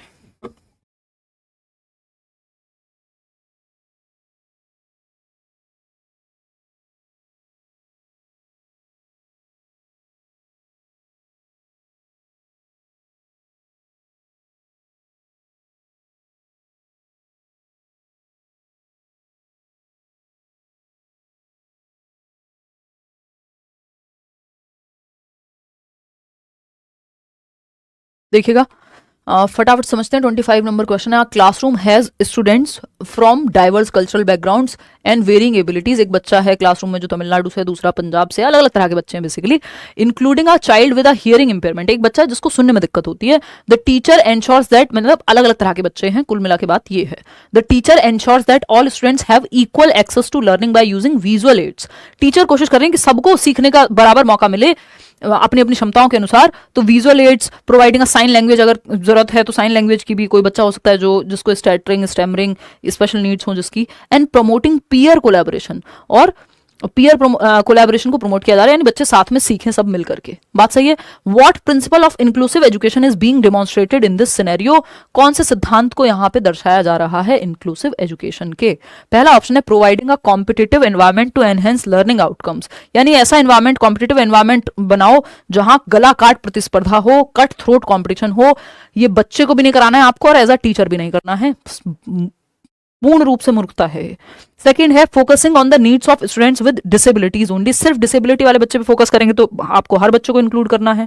Ensuring equal opportunities for all learners by addressing their diverse needs, अलग अलग बच्चों की अलग अलग आवश्यकता होगी। जो बच्चा देख नहीं सकता उसको हो सकता है ब्रेल की जरूरत हो, एक बच्चा है जो सुन नहीं सकता उसको हियरिंग एड की जरूरत हो, मशीन की जरूरत हो, एक बच्चा है जो गिफ्टेड है उसको एनरिच्ड करिकुलम यानी समृद्ध आपके संवर्धन कार्यक्रम बोलते हैं उनको, चैलेंजिंग क्वेश्चंस की जरूरत हो। तो हर एक बच्चे की नीड्स को देखते हुए आपको प्लान करना है। सेपरेटिंग स्टूडेंट्स, देखो separation is against the law, segregation is against the law of nature, यानी अलगाव प्रकृति के नियमों के खिलाफ है। जैसे मदर नेचर जो है, यानी प्रकृति की अगर हम बात करते हैं तो बारिश होती है सबके लिए होती है, धूप निकलती है सबके लिए निकलती है, उसी तरह से आपको हर बच्चे को स्कूल में सिखाना है अपने क्लासरूम में, डिस्पाइट द डिफरेंसेस, अंतरों के बावजूद आपको अलग अलग मेथड का इस्तेमाल करके इक्वल अपॉर्चुनिटी तो कम से कम देनी है कि सब सीख पाए।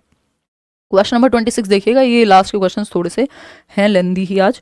क्वेश्चन नंबर 26 है, our teacher gives her students the following activity in science class. विज्ञान की कक्षा में एक एक्टिविटी दी है टीचर ने, पढ़िए फटाफट। You are living in a village that has severe water shortage. एक गांव में मान लीजिए आप रह रहे हैं और वहां वाटर शॉर्टेज है, यानी पानी की कमी है। As a community leader you must come up with 2 innovative solutions to save water. आप लीडर हैं, एक समुदाय के नेता हैं और आपको 2 सॉल्यूशन निकाल करके लाने हैं कि पानी की कमी को किस तरह से दूर करें या मैनेज करें। Discuss the pros and cons of each solution and explain how you would convince others in the village to implement your ideas. और आपको 2 सॉल्यूशन सोच करके बात करनी है कि कैसे आप विलेज में सॉल्यूशन निकालेंगे, इंप्लीमेंट करेंगे, अपने आइडिया को एक्सप्लेन करना है। तो what critical thinking skills are this activity designed to develop among students. यानी यह गतिविधि छात्रों के बीच कौन से महत्वपूर्ण सोच कौशल नहीं, यहां पे आना चाहिए महत्वपूर्ण आलोचनात्मक या समालोचनात्मक कौशल की बात करेगी। समालोचनात्मक कौशल यानी समालोचनात्मक या क्रिटिकल थिंकिंग में आप हर एक पहलू से देखते हैं किसी चीज को, एनालिसिस करते हैं, लॉजिक लगाते हैं, फैक्ट क्या है, ओपिनियन क्या है, इन सब को समझ करके एक कंक्लूजन पे पहुंचते हैं। तो मेमोराइज करके तो ये काम आप नहीं कर पाएंगे, इसमें तो थिंकिंग लगेगी। जहां बच्चा सबसे ज्यादा एक्टिव है वो सही है। Ability to analyse problems, evaluate alternatives and justify decision, कि आप कोई डिसीजन क्यों ले रहे हैं, उसके सारे पहलू का आपने विश्लेषण किया होगा, विकल्प देखे होंगे कि क्या किया जा सकता है ना। तो ये बात तो सही लग रही है, फिर भी बाकी ऑप्शन देखेंगे। Writing skills to summarise textbook, सिर्फ लिखना आपको इसमें कि लिख करके बता देंगे, समराइज कर देंगे, उसमें थिंकिंग दिमाग पे जोर नहीं पड़ रहा। जिस ऑप्शन में दिमाग पे जोर पड़ेगा वो बेटर है। Collaboration skills without focusing on independent thinking, बच्चे की इंडिपेंडेंट थिंकिंग पे भी जोर देना है कि उसके अपने सॉल्यूशंस डिफरेंट हो सकते हैं बाकी लोगों से। तो सिर्फ सेकंड ऑप्शन यहाँ थोड़ा सेंसिबल बनता है। क्वेश्चन नंबर 27 देखिएगा, क्या कहता है 27वां सवाल बताइएगा। देखिए इतने लेंदी क्वेश्चन अगर आप सॉल्व कर लेते हैं पेपर में आपको दिक्कत नहीं हो सकती, क्योंकि ये काफी लेंदी सवाल हैं आज के जो हैं। ठीक, अपडेटेड नोट्स जल्दी शेयर कर देंगे भाई, एक आध दिन में ही। In a social studies class, यानी एक सोशल साइंस की क्लास है, a teacher presents 2 contrasting opinions on the use of technology in education. Students are asked to, यानी 2 क्या विरोधात्मक या विपरीतात्मक राय प्रस्तुत करते हैं कि टेक्नोलॉजी का यूज एक के बहुत ही बिल्कुल लाइफ सेविंग है, कितनी महत्वपूर्ण है, आप लाखों लोग जो है ऑनलाइन पढ़ सकते हैं, ये टेक्नोलॉजी का यूज है, लाखों लोग सीटेट क्रैक कर सकते हैं बिना 1 रुपया भी खर्च करे, ये भी पॉसिबल है ना। जिसकी अलग स्थिति वो अलग है। ये एक हुआ कि टेक्नोलॉजी ने क्या किया है, देश भर में क्वालिटी एजुकेशन को बढ़ाया है, ऐसा मुझे लगता है। दूसरा मेरा ही ओपिनियन इसमें हो सकता है कि हाँ टेक्नोलॉजी से हम इस पे डिपेंडेंट तो बने ही बने हैं, हमारा जो रियल इंटरेक्शन है वो कम हुआ है ना। तो ये सब क्या है, आपका एडिक्टेड हो रहे हैं लोग टेक्नोलॉजी का इस्तेमाल करके। ठीक, या जो रियल क्लासरूम में इंटरेक्शन है, डाउट नहीं पूछ पाते हैं आप लोग प्रॉपर तरीके से जैसे ऑफलाइन में पूछ पाते हैं। ये इसका विरोधात्मक बात हो गई कि एक सपोर्ट में है, दूसरी इसके विरोध में है। ठीक, तो ये दोनों बातें हो गई, टीचर ने प्रेजेंट कर दी। अब आपको देखना है कि बच्चों को, students are asked to identify the arguments in favour of and against the use of technology. तो बच्चों को पूछा गया है कि फेवर में बताओ कि टेक्नोलॉजी के बारे में, जो फेवर में आपको क्या लगता है क्या अच्छा हुआ है और क्या खराब हुआ है, दोनों बताओ, आइडेंटिफाई करो ये दोनों में से कौन सा पॉजिटिव है कौन सा नेगेटिव है जो टीचर ने बताया है। Evaluate the validity of the evidence supporting each argument, यानी आपको देखना है, साक्ष्य प्रस्तुत करना है, देखना है कि कौन सा एक आर्ग्यूमेंट वैलिड है, वैध है, सही भी है, ऐसे अपने मन से बना के बोल दिया है।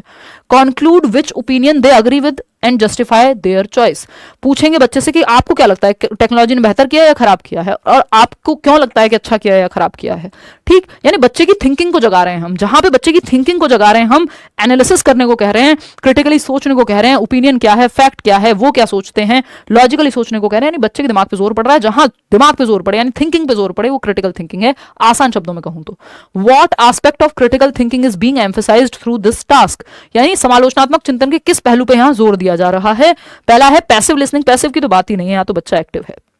Understanding and accepting the teachers view point, सिर्फ मान लेना है, ये भी नहीं कहा गया कि टीचर के व्यू पॉइंट को। Developing reasoning skills by analysing arguments and forming an independent conclusion, यानी बच्चे के अंदर तर्क का विश्लेषण करने की क्षमता जाग रही है और निष्कर्ष करके एक तर्कात्मक कौशल विकसित होगा, क्रिटिकल थिंकिंग आएगी। ये बात सही है कि अपने आप कंक्लूजन पे पहुंचेगा, वो मेमोराइज नहीं, यहीं पे दिमाग में जो है दिमाग पे ज्यादा जोर पड़ेगा, यानी थिंकिंग स्किल्स ज्यादा बेहतर तरीके से यूज हो रही है थर्ड ऑप्शन में, और जहां ज्यादा सोचना पड़े, ज्यादा एक्टिव है बच्चा, वो सही है ऑप्शन। क्वेश्चन नंबर 28 देखिएगा, सेशन के अंत में आ चुके हैं हम almost. A teacher adopts a project based learning, यानी ग्रुप में बच्चे किसी प्रोजेक्ट पे काम कर रहे हैं। परियोजना विधि किसने दी थी? WH Kilpatrick, William Heard Kilpatrick. Child centred method है एक, ठीक। She assigns a project where students investigate how waste is managed in their neighbourhood, की जो कूड़ा है उसको कैसे मैनेज किया जाता है, इस पे चर्चा हो रही है, ठीक।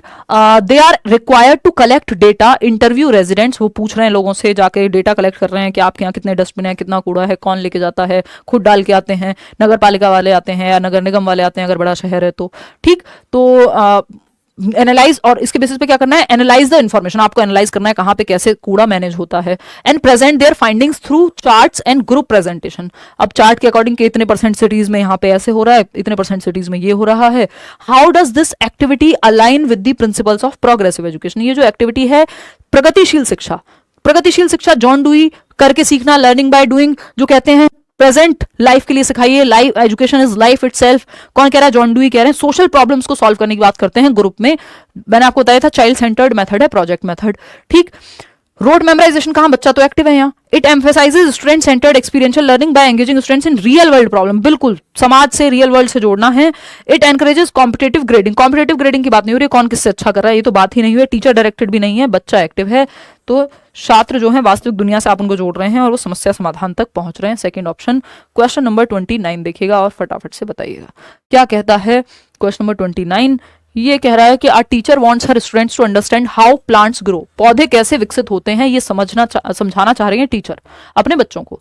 इंस्टेड ऑफ जस्ट लेक्चरिंग, सिर्फ व्याख्यान देने की बजाय उन्होंने क्या किया? She divides the class into groups and provides each group with seeds, soil and pots. हर एक ग्रुप को क्या दिए? कुछ बीज दे दिए, कुछ पॉट्स गमले दे दिए और सॉइल, कुछ मृदा दे दी, और कहा के उगाओ। Each group is tasked with planting seeds, watering them daily and recording observation. Observe करो जब इन पौधों को उगाओगे कि कैसे कैसे परिवर्तन होते हैं और कैसे ये उगते हैं, डेली इनको पानी दो। The teacher also ask the students to discuss how factors like sunlight and water influence growth, कैसे सनलाइट का प्रभाव पड़ता है जब पौधा ग्रो होता है तो, और कैसे पानी का प्रभाव पड़ता है, पानी नहीं देते हैं तो मुरझा जाएंगे, ये सब देखेगा बच्चा, ऑब्जर्व करेगा जब वो डेली बेसिस पे उगा रहा होगा पौधा। Which learning theory is best reflected in this approach, कौन सी लर्निंग थियरी लगी है? बिहेवियरिस्ट लोग तो एक्टिविटी पे फोकस करते नहीं, वो तो रटने पे फोकस कर देते हैं। रचनावादी है, हाँ।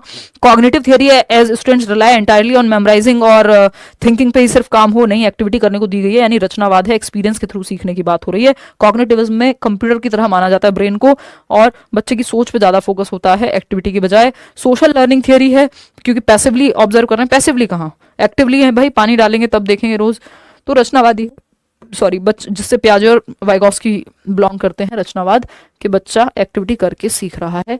आखिरी सवाल है, इसके बाद 2 कॉम्प्लीमेंट्री सवाल हैं आपके पास, लेकिन आप नंबर 30 में से ही बता सकते हैं।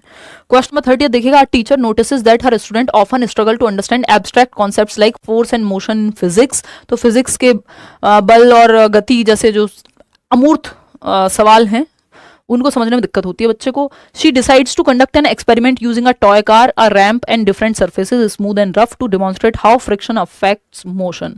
She encourages students to observe, ask questions and record their findings. What does this approach illustrate about how students learn.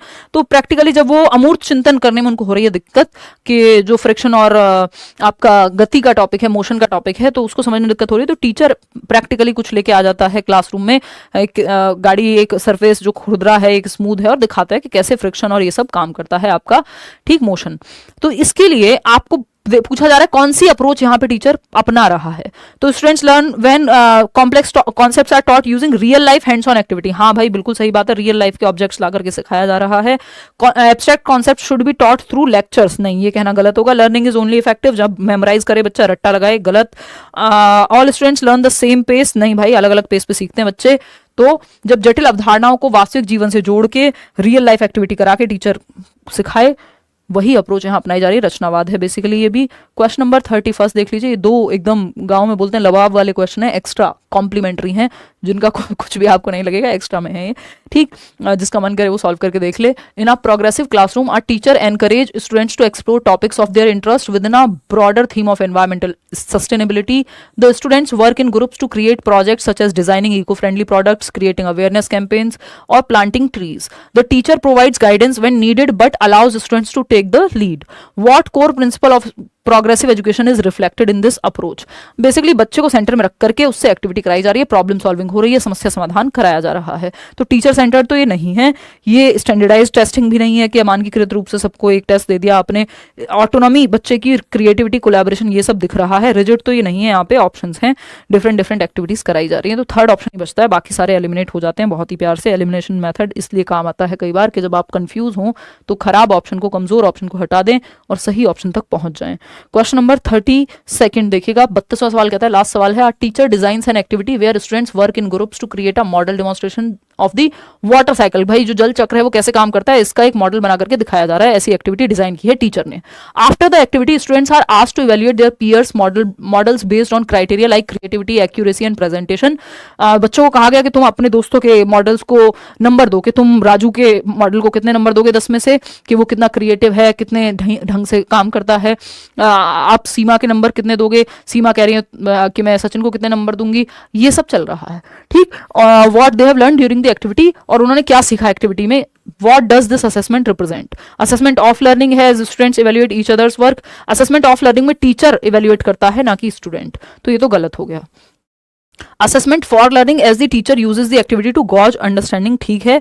Assessment as learning as students actively engage in peer assessment and self reflection, ये ज्यादा better है क्योंकि बच्चे एक दूसरे का आकलन कर रहे हैं। तो असेसमेंट एज लर्निंग हो गया। पीयर असेसमेंट या सेल्फ असेसमेंट होता है, या तो बच्चा खुद का आकलन करे या अपने साथी और अपने साथियों का और उसके साथी उसका आकलन करें। A combination of all three types नहीं। Third option is the right answer. Out of 32 questions कितने आपके क्वेश्चंस ठीक हुए वो आप बताइएगा, है ना। और ये इसका जो PDF है विद आंसर्स आपको मिल जाएगा टेलीग्राम चैनल पे, है ना। आउट ऑफ 32, वैसे तो 30 में से ही बता दीजिएगा, 2 आपकी मर्जी है, जो भी गलत हो गए उनको छोड़ सकते हो। कि कितने क्वेश्चंस आपके ठीक हुए। जल्दी ही नोट्स अपडेट करा के 28, 31, 30, 20, चलो आज का थोड़ा सा ये लेंदी भी था पेपर, तो हो सकता है कि कम स्कोर आपने किया हो, तो कोई बात नहीं, उसको लेकर एक बार फिर से पढ़ना है ये सारे सवाल। टेलीग्राम पे PDF मिल जाएगा, लिंक डिस्क्रिप्शन बॉक्स में है। Thank you so much. कल मिलते हैं 9 बजे, टाइम से मिलेंगे कल। Bye bye. क्या हुआ, सो गए हो हैं?